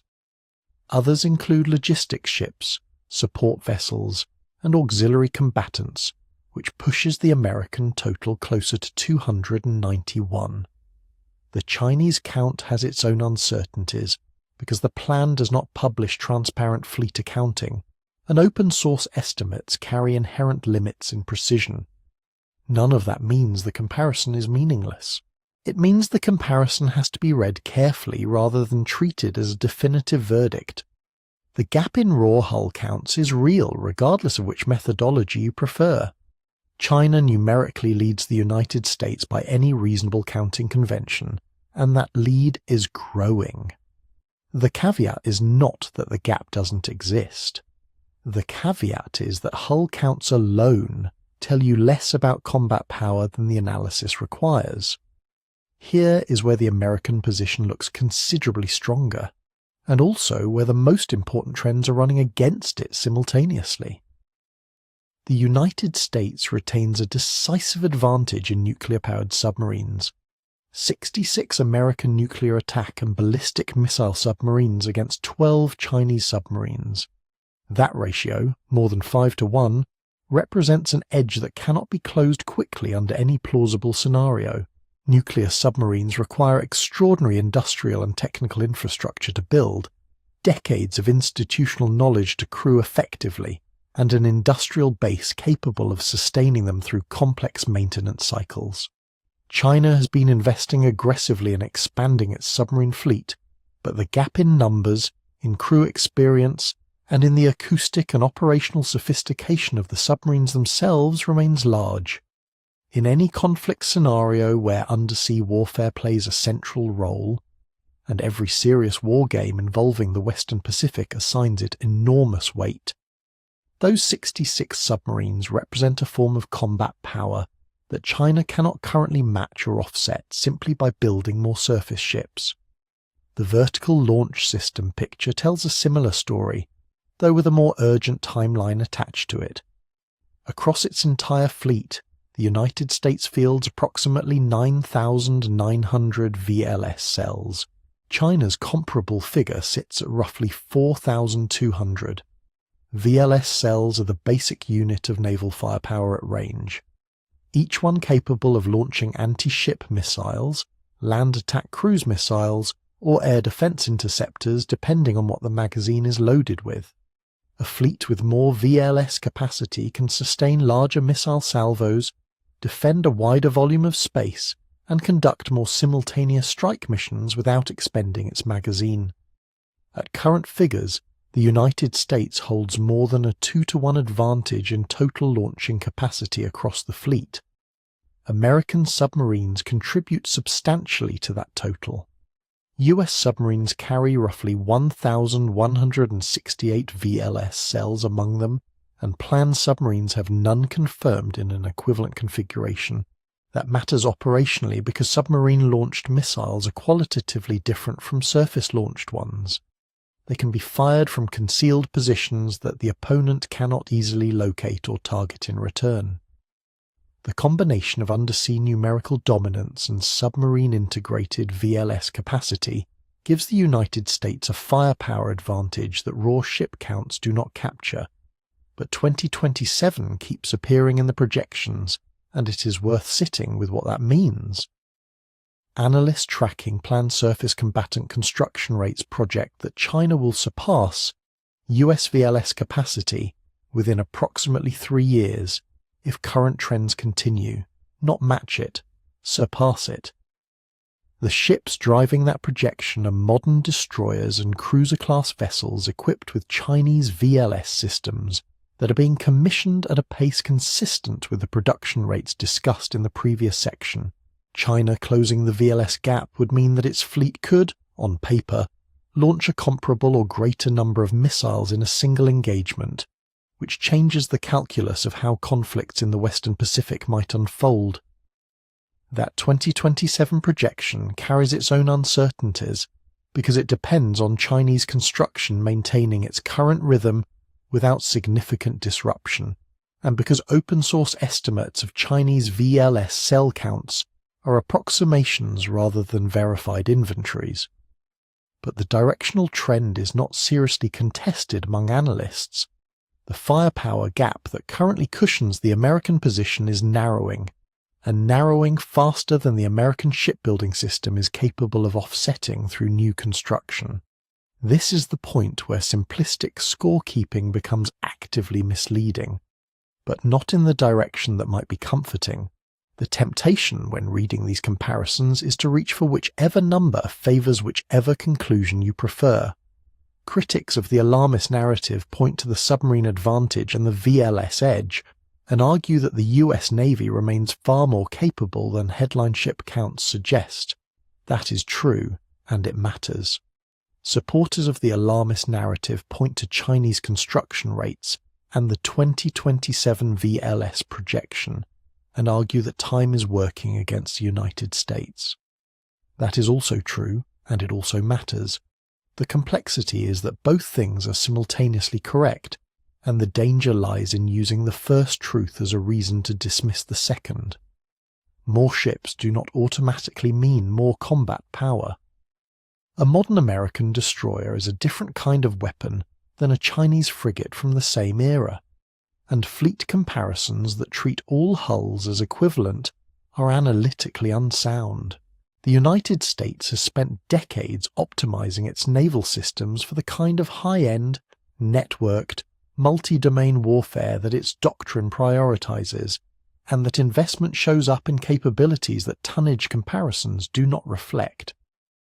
But trends matter, and the trend is not favorable. The United States currently holds advantages in the categories that most analysts believe would prove decisive in a serious conflict: submarine numbers, crew experience, missile capacity, network integration, and the kind of operational sophistication that comes from decades of continuous blue water deployment. Those advantages are real. They're also being eroded on multiple vectors simultaneously. Production rates favour China. VLS capacity is converging.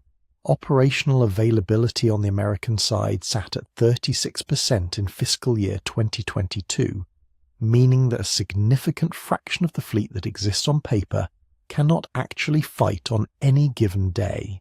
The honest summary is this: the United States Navy still holds a qualitative and capability edge over the plan in several dimensions that matter enormously.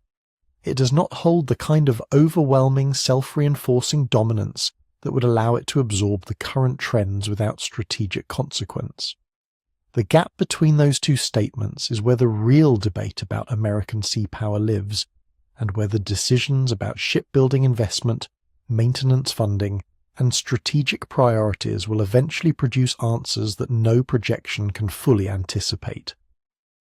What the numbers show is a competition that is genuinely close in some dimensions, still decisively American in others, and moving in a direction that favours China in almost every measurable category.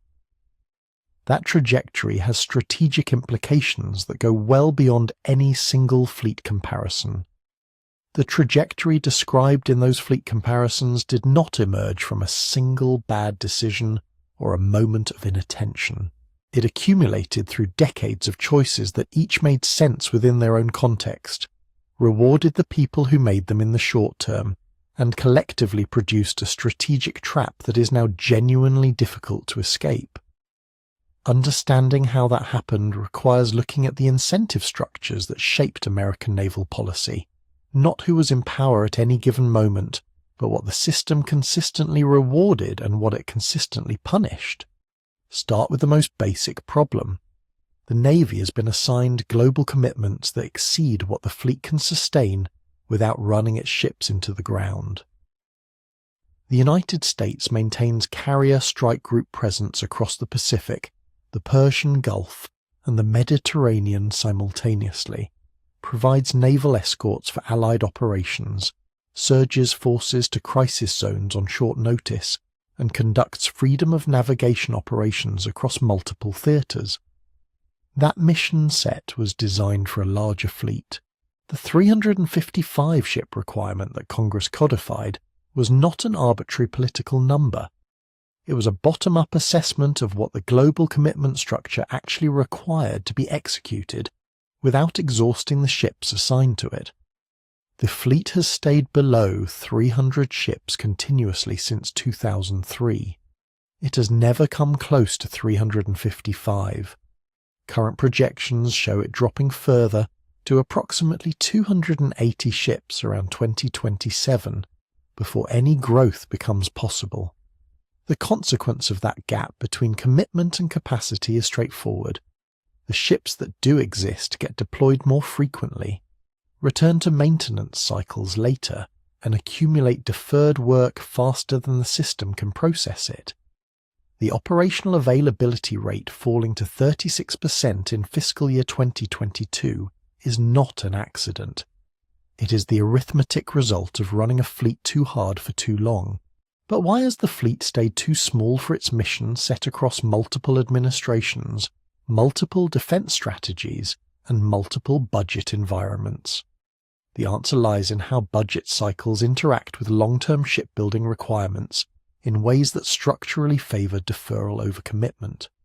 Shipbuilding is a multi-decade enterprise. A destroyer ordered today will enter service in roughly 7 years and remain in the fleet for 30 or more years after that. The full cost of that commitment extends far beyond any single budget cycle, which means that the political calculus around approving or deferring new construction is systematically tilted toward deferral. A budget negotiation that cuts a ship from next year's plan produces visible, immediate savings that can be redirected to other priorities. The cost of that cut, a smaller fleet a decade from now, higher operational strain on existing ships, reduced industrial capacity at the yards, arrives slowly, diffusely, and in ways that are easy to attribute to other causes when the bill eventually comes due. Annual shipbuilding appropriations have averaged roughly $24 billion over the past 5 years. The Congressional Budget Office's analysis of the FY 2023 shipbuilding plan identified that meeting even the Navy's own requirements would demand between $29.7 and $32.7 billion annually, a gap of 23 to 35%. That gap has persisted, not because the math is unclear, but because closing it requires sustained political commitment across budget cycles that rarely extend beyond 2 years in practice. Procurement instability compounds this. When a shipbuilding program is stretched over more years to reduce its annual cost, the unit cost of each ship rises because the fixed overhead of maintaining a production line is divided across fewer hulls per year. The cost growth then becomes the justification for further cuts. The Navy orders fewer ships, which drives up per-ship costs, which triggers further reductions in planned buys, which raises costs again. This cycle is played out across multiple programs and effectively transfers money from procurement into overhead without producing additional combat power. The Ford-class carrier program illustrates the dynamic at scale. The lead ship, CVN-78, ultimately cost $13 billion.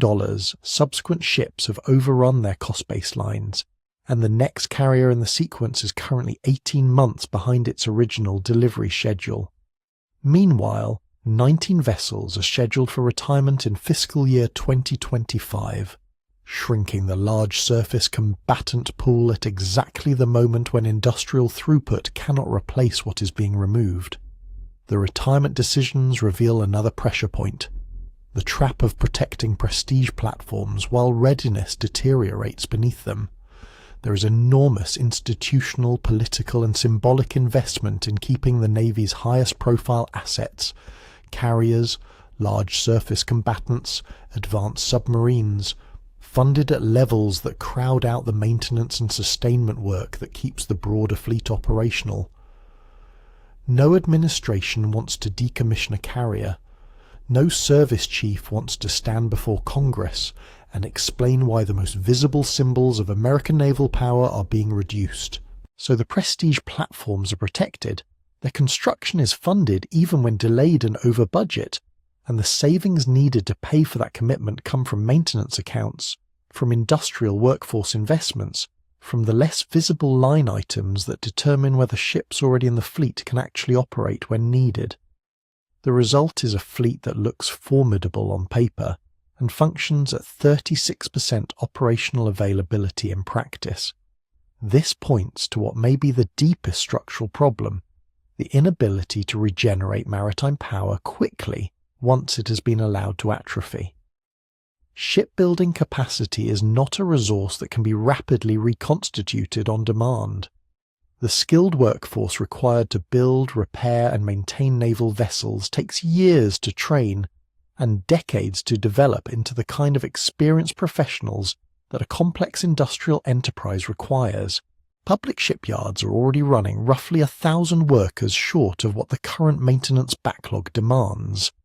China's shipbuilding sector, operating at an estimated 230 times American industrial capacity, can absorb the cost of strategic miscalculation in ways that the American industrial base simply cannot. If the United States decides tomorrow to close the production gap, it faces a timeline measured in years before new yards or expanded capacity could come online, and years more before the workforce is in place to use it effectively.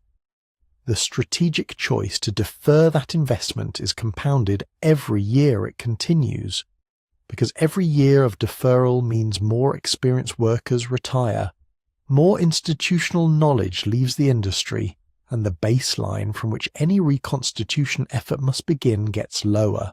The cumulative weight of these decisions, global overstretch that exhausts ships faster than they can be sustained, budget cycles that reward short-term deferral over long-term commitment, procurement dynamics that inflate costs while reducing buys, prestige platform protection that crowds out readiness funding, and industrial atrophy that makes rapid regeneration increasingly implausible, is what connects the strategic picture to the operational numbers. None of these pressures required malice or incompetence to produce. They required only that rational actors respond to the incentives in front of them, year after year, while the long-run consequences accumulated below the visibility threshold of any given budget negotiation. What changes when a surface fleet built to project global power can no longer sustain that projection reliably is not merely a matter of numbers. It is a question of what commitments remain credible and what risks can no longer be deterred. That last question is not abstract. When operational availability collapses to 36%, when only 4 or 5 carriers are genuinely ready for combat on any given day, and when the gap between American and Chinese hull counts has already flipped, the strategic consequences become concrete, immediate, and in some cases irreversible before a single adversary shot is ever fired. Start with power projection. The carrier strike group remains the most visible instrument of American maritime influence, the thing that presidents reach for when a crisis demands a signal of intent. It is the 21st century equivalent of Theodore Roosevelt's Great White Fleet, a floating demonstration that Washington is present, paying attention and capable of escalating.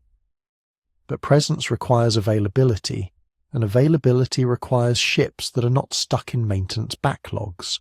With roughly 4 to 5 carriers genuinely combat ready at any moment, the Navy can realistically sustain 1, perhaps 2 strike groups on short notice in the Indo-Pacific, while simultaneously managing obligations in the Persian Gulf and the Mediterranean.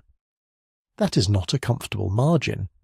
It means that a crisis that demands a rapid surge, a Taiwan contingency, a Korean Peninsula emergency, a South China Sea standoff that escalates faster than Washington anticipated, arrives at a fleet that has already been stretched thin just managing routine presence.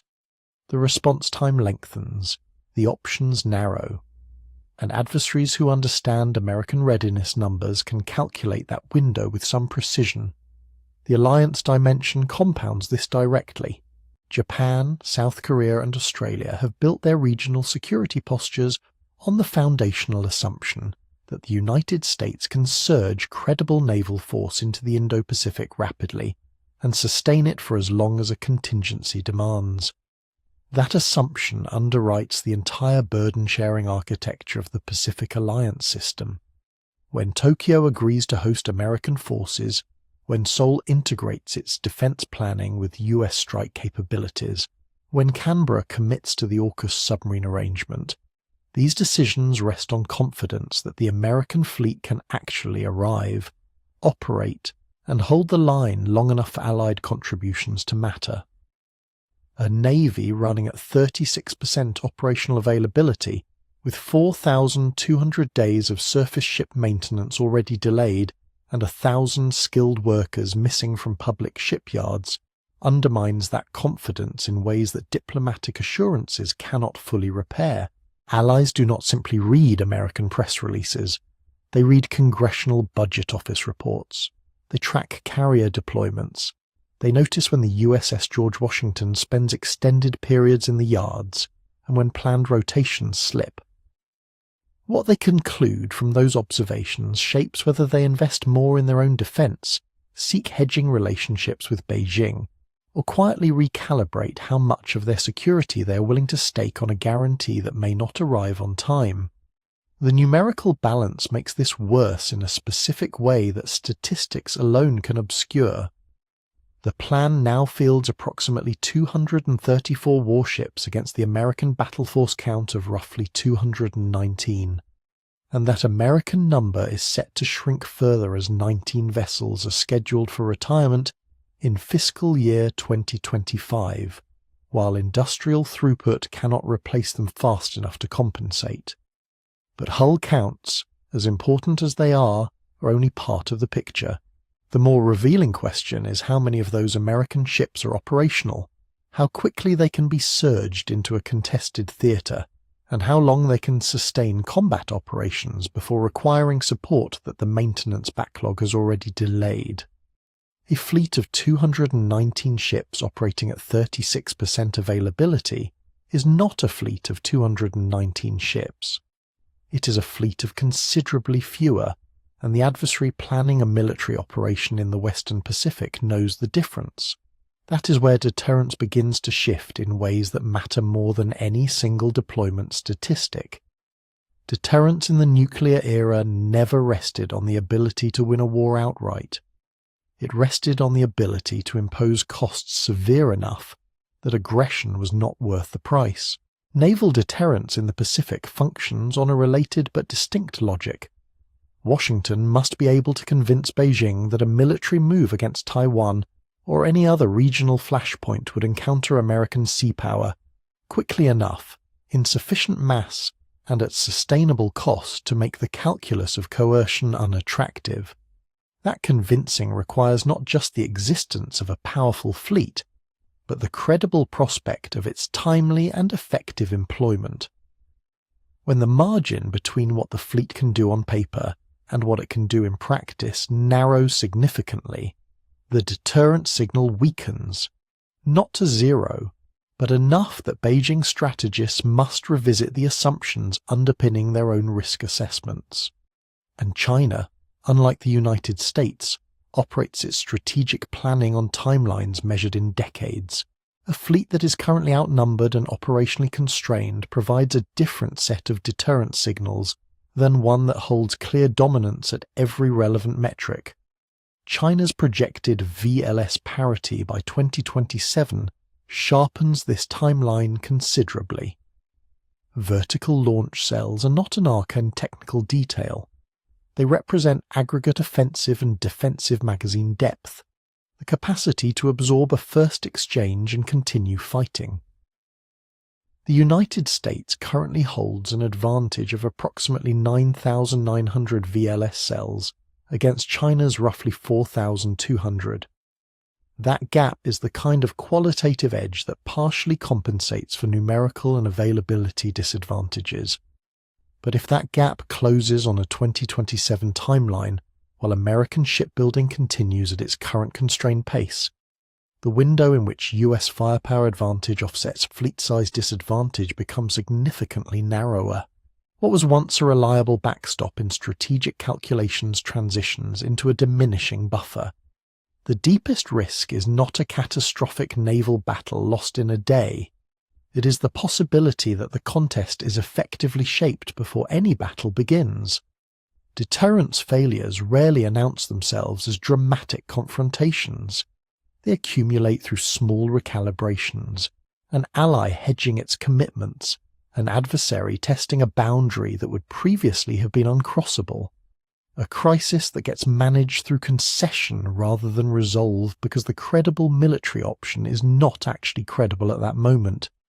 A United States Navy that cannot sustain reliable presence, cannot surge mass on short notice, and cannot reassure its allies through demonstrated readiness does not automatically lose a war, but it changes the environment in which decisions are made on both sides of the Pacific in ways that consistently favour the power with more ships, more industrial capacity, and a clearer picture of the operational gap it is exploiting. That is what rust actually costs, not in the abstract language of strategic competition, but in the concrete mechanics of who shows up, how quickly, with how much, and whether anyone on the other side has reason to doubt they will. When those questions no longer resolve cleanly in America's favour, the architecture of Pacific security built over 8 decades of naval dominance begins operating on assumptions that the underlying fleet can no longer fully support. None of that is the end of the story. The erosion is real, the timeline is compressing, and the industrial gap is not closing on its own. But the United States Navy in its current diminished state is not the same thing as a navy that has been defeated or rendered irrelevant. The distinction matters because conflating decline with collapse leads to the wrong conclusions about what is actually at risk and what remains genuinely formidable. Start underwater, because that is where American sea power is most intact and most consequential. The United States operates approximately 66 nuclear-powered submarines, attack boats and ballistic missile platforms combined, against China's roughly 12 nuclear submarines. That is not a gap that rounds to parity in any honest accounting.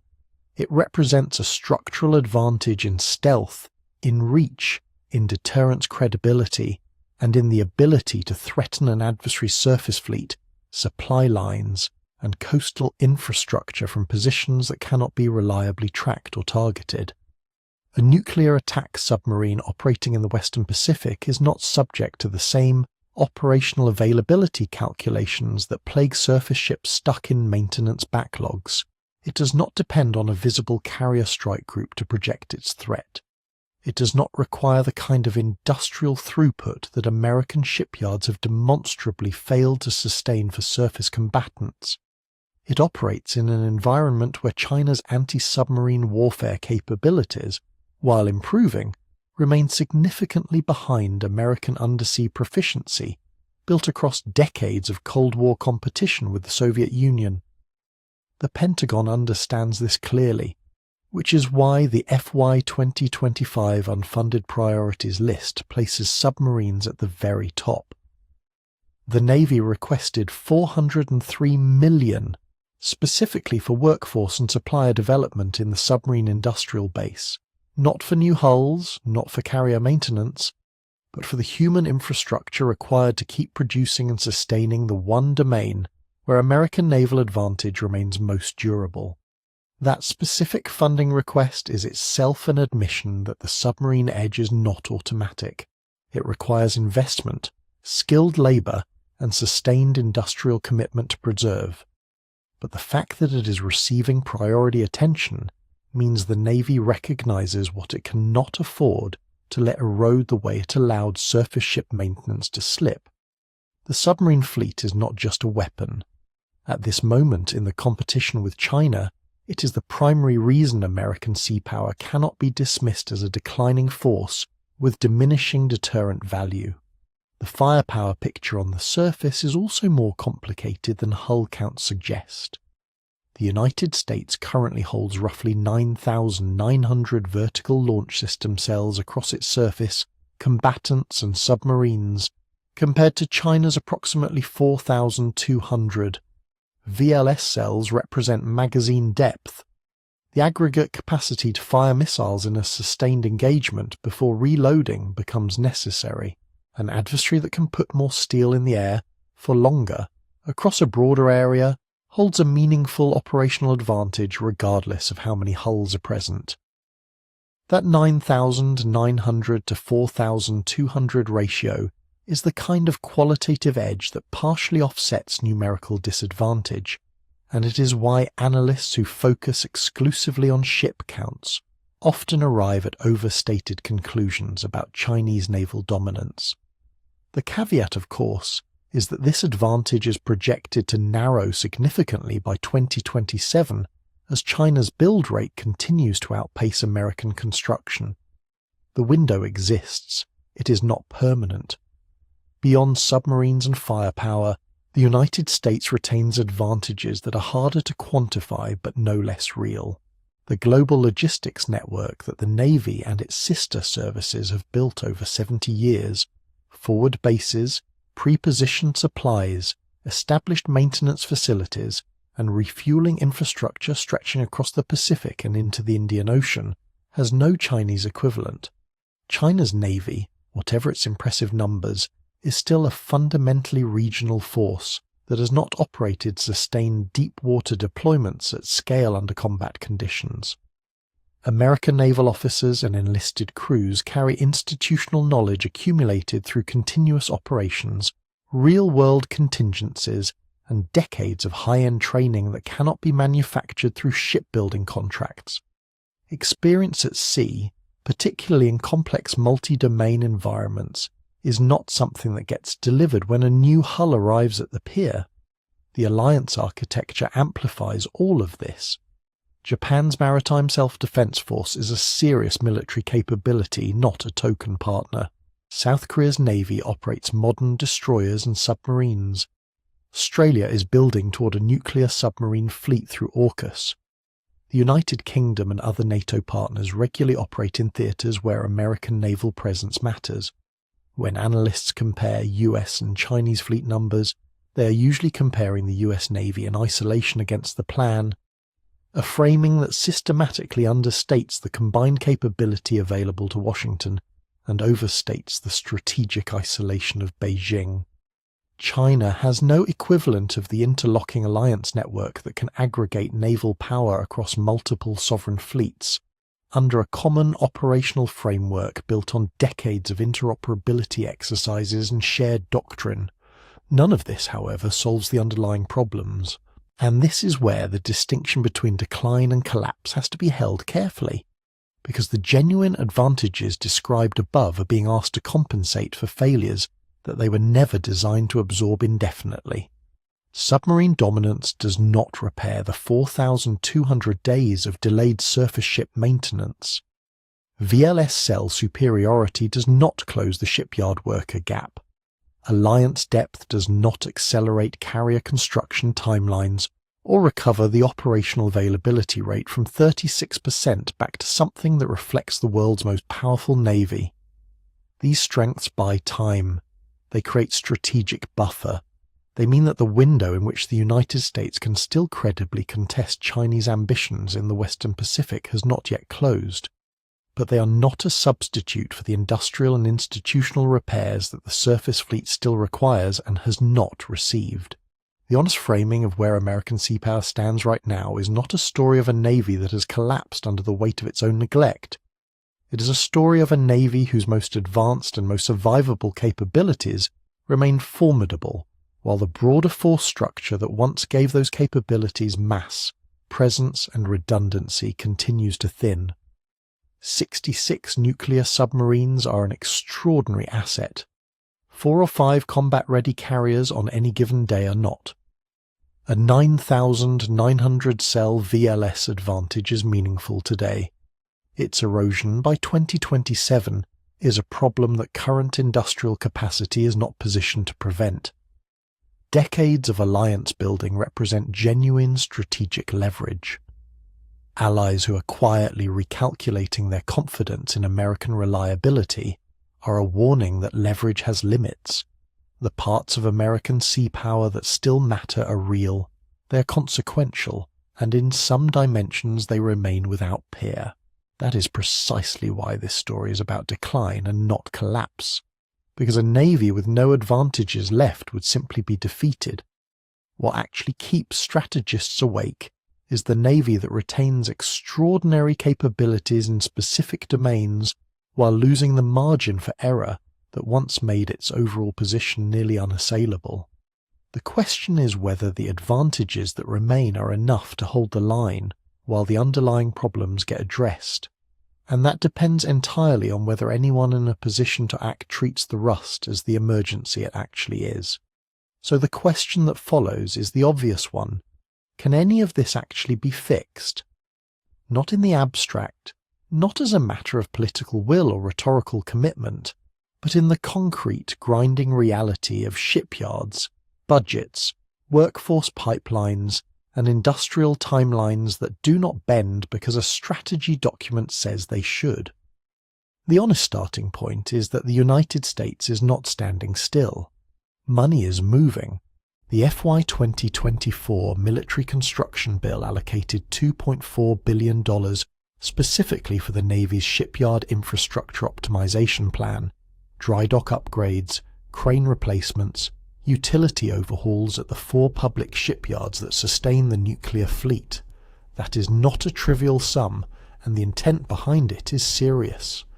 Congress and the Pentagon have both acknowledged that the infrastructure holding up American naval power has been allowed to deteriorate to a point where it actively limits what the fleet can do. The funding is a recognition of that failure. What it cannot do is reverse it quickly. The GAO has been characteristically precise about what quickly actually means here. According to their estimates, fully modernizing shipyard infrastructure will take approximately 20 years. Restoring ship crew levels to where they need to be is a 4-year project under optimistic conditions. The workforce shortage, roughly 1,000 skilled workers short in the public yards alone, is not a gap you close by posting job listings. Shipyard trades require years of apprenticeship, hands-on certification, and institutional mentorship that cannot be manufactured on a compressed schedule no matter how urgent the strategic situation. The Navy can fund workforce development, and it is. The $403 million in the FY 2025 unfunded priorities list earmarked specifically for the submarine industrial base targets. Exactly this kind of human infrastructure, supplier development, workforce pipelines, the granular capability building that turns a funding allocation into an actual production rate. But the gap between committing that money and seeing its effects at the waterline is measured in years, not quarters. That timeline is where the strategic tension becomes most acute. China is not waiting. The plan's estimated 230 times advantage in shipbuilding capacity is not a fixed number that sits still while the United States reorganizes its dry docks. Every year that American industrial reform takes to generate visible results is another year in which that capacity gap either holds or widens. The Enterprise carrier is 18 months late. 19 vessels are slated for retirement in fiscal year 2025. The operational availability rate sat at 36% in fiscal year 2022. These are not projections about the future. They are the current condition of the force, and the reforms designed to address them will, by the Pentagon's own estimates, take the better part of a generation to fully materialize. There are proposed paths that could accelerate certain aspects of the recovery. Smaller combatants, frigates, littoral vessels, or purpose-built surface combatants optimized for specific missions rather than multi-role complexity, could in theory be built faster and cheaper than the large destroyers and carriers that dominate current procurement, a less capital-intensive hull can be produced in commercial yards that are not currently part of the naval industrial base, potentially broadening the production ecosystem without requiring the full transformation of existing public shipyards. Unmanned systems represent a different kind of acceleration. The Force Design 2045 plan envisions a hybrid fleet of 373 manned ships, supplemented by approximately 150 unmanned surface and subsurface vessels by 2045.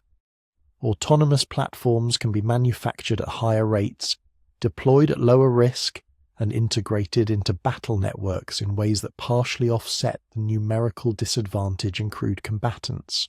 The CNO has been explicit that getting to the hybrid composition will itself take a couple of decades, which returns us again to the problem of time. The trade-offs embedded in any reform effort are genuinely difficult, and there is no configuration of priorities that resolves all of them simultaneously. Buying more hulls without first fixing the maintenance infrastructure means adding vessels to a sustainment system that is already failing to keep pace with the fleet it has. The 4,200 days of delayed surface ship maintenance did not accumulate because the Navy lacked ships to maintain. They accumulated because the capacity to do the maintaining was insufficient. Adding hulls to that equation without adding maintenance capacity does not improve readiness. It potentially makes it worse by distributing scarce skilled labour across a larger backlog. On the other hand, concentrating resources on sustainment while deferring new construction means the fleet continues to shrink in the near term as retirements proceed and the building pipeline stays constrained. Neither option is clean. The submarine prioritization is strategically sound, but it is not cost-free. Pouring money and skilled workers into the submarine industrial base, which is the right call given that undersea warfare remains the domain of clearest American advantage, draws those resources away from surface fleet recovery. The two industrial bases are not entirely separate. Shipyard workers, specialized steel, advanced propulsion components, and systems integration expertise all compete across programs. Choosing submarines means, at least partially, choosing not to choose surface combatants. That is a legitimate strategic decision, arguably the correct one, but it should be understood as a choice with consequences for the parts of the fleet that are already most visibly degraded. The deeper question underneath all the budget lines and workforce plans is whether the United States can rebuild industrial resilience fast enough to matter in this decade. Not in 2045, not when the shipyard infrastructure optimization plan reaches its projected completion, but in the period between now and the mid-2030s when the trajectories of American and Chinese naval power are likely to intersect most dangerously. The honest answer is that the evidence does not support confident optimism. The investments being made are real but insufficient at current scale. The timelines being cited by the GAO and the Navy's own planners suggest that the reforms most likely to move the needle will do so after the strategic window of maximum risk has already opened, and the industrial gap on the other side of the Pacific is not a static problem waiting patiently for American bureaucratic processes to catch up. Whether any of this represents temporary neglect that a sufficiently serious national commitment could still reverse, or whether it reflects something more durable, a structural shift in the global balance of maritime industrial power that cannot be unwound through spending alone, is not a question with a settled answer. The United States has surprised the world before with its capacity to mobilize industrial resources when the threat became undeniable. It built 6,768 ships in 4 years during the Second World War. It can, in principle, do extraordinary things when the political and industrial will align, but that mobilization happened from a position of intact industrial infrastructure, an available skilled workforce, and a domestic manufacturing base that has since been systematically hollowed out across decades. Rebuilding from the current baseline is a fundamentally different problem than scaling up from strength. What the Navy is attempting is real, and parts of it are working at the margins. What it has not yet done is demonstrate that the pace of reform matches the pace of the challenge. That gap between the seriousness of the effort and the urgency of the moment is where the outcome of this competition may ultimately be decided. There is a particular kind of institutional blindness that great maritime powers seem to share. They build to dominate. They dominate long enough to forget why the building mattered. And then they wake up one day to discover that the infrastructure of dominance, the yards, the workers, the industrial knowledge, the sheer productive capacity, has quietly dissolved while they were focused on other things. Britain experienced it. Spain experienced it before that. The United States is experiencing it now, and the uncomfortable truth is that the warning signs have been visible for decades. The arc of American naval power across the last 80 years is not a story of incompetence or sabotage. It is a story of accumulated choices that each made sense in isolation, and together produced something that nobody would have chosen deliberately. In August 1945, the United States Navy stood at 6,768 ships, 28 fleet carriers, 23 battleships, 71 escort carriers, 72 cruisers, 232 submarines, 377 destroyers. A force so overwhelming that no other navy on Earth could meaningfully contest it. That dominance created the conditions for its own erosion. The Cold War rewarded nuclear submarines over surface numbers. Victory in 1991 rewarded smaller, more precise expeditionary forces over mass. 2 decades of counter-terrorism rewarded land-based power projection over fleet readiness. Every strategic pivot made sense at the time. None of them kept the industrial base warm. By the time the implications became impossible to ignore, the damage was no longer cosmetic. Today, the battle force inventory sits at 219 warships. China fields 234. Roughly 70% of those Chinese hulls were launched after 2010, compared to only about 25% of American ships. China's estimated shipbuilding capacity is 230 times that of the United States. Its yards produce at approximately 3 times the American rate. These numbers carry genuine uncertainty. Chinese fleet figures rely on open-source estimates, and battle force counts shift depending on which vessels you include. But the directional reality is not seriously in dispute. The industrial balance of maritime power has shifted in ways that raw warship counts only partially capture. The deeper problem has never been the numbers themselves. It has been the loss of what makes numbers recoverable. When the United States built those 6,768 ships, it did so from a living industrial base, skilled workers, functioning yards, intact supply chains, institutional knowledge that could be scaled because it existed in sufficient depth to be scaled. That regeneration capacity is what matters, and it is precisely what 4 decades of procurement cycles, deferred maintenance, shipyard consolidation, and workforce attrition have systematically depleted. The Navy today cannot simply decide to build more ships and expect the industrial ecosystem to respond the way it did in 1942. The workforce pipeline takes years to fill. The dry docks need infrastructure investment measured in decades. The specialized suppliers, the certified welders, the systems integrators with the accumulated expertise to work on nuclear propulsion. These cannot be conjured by urgency alone. The maintenance backlog makes this concrete.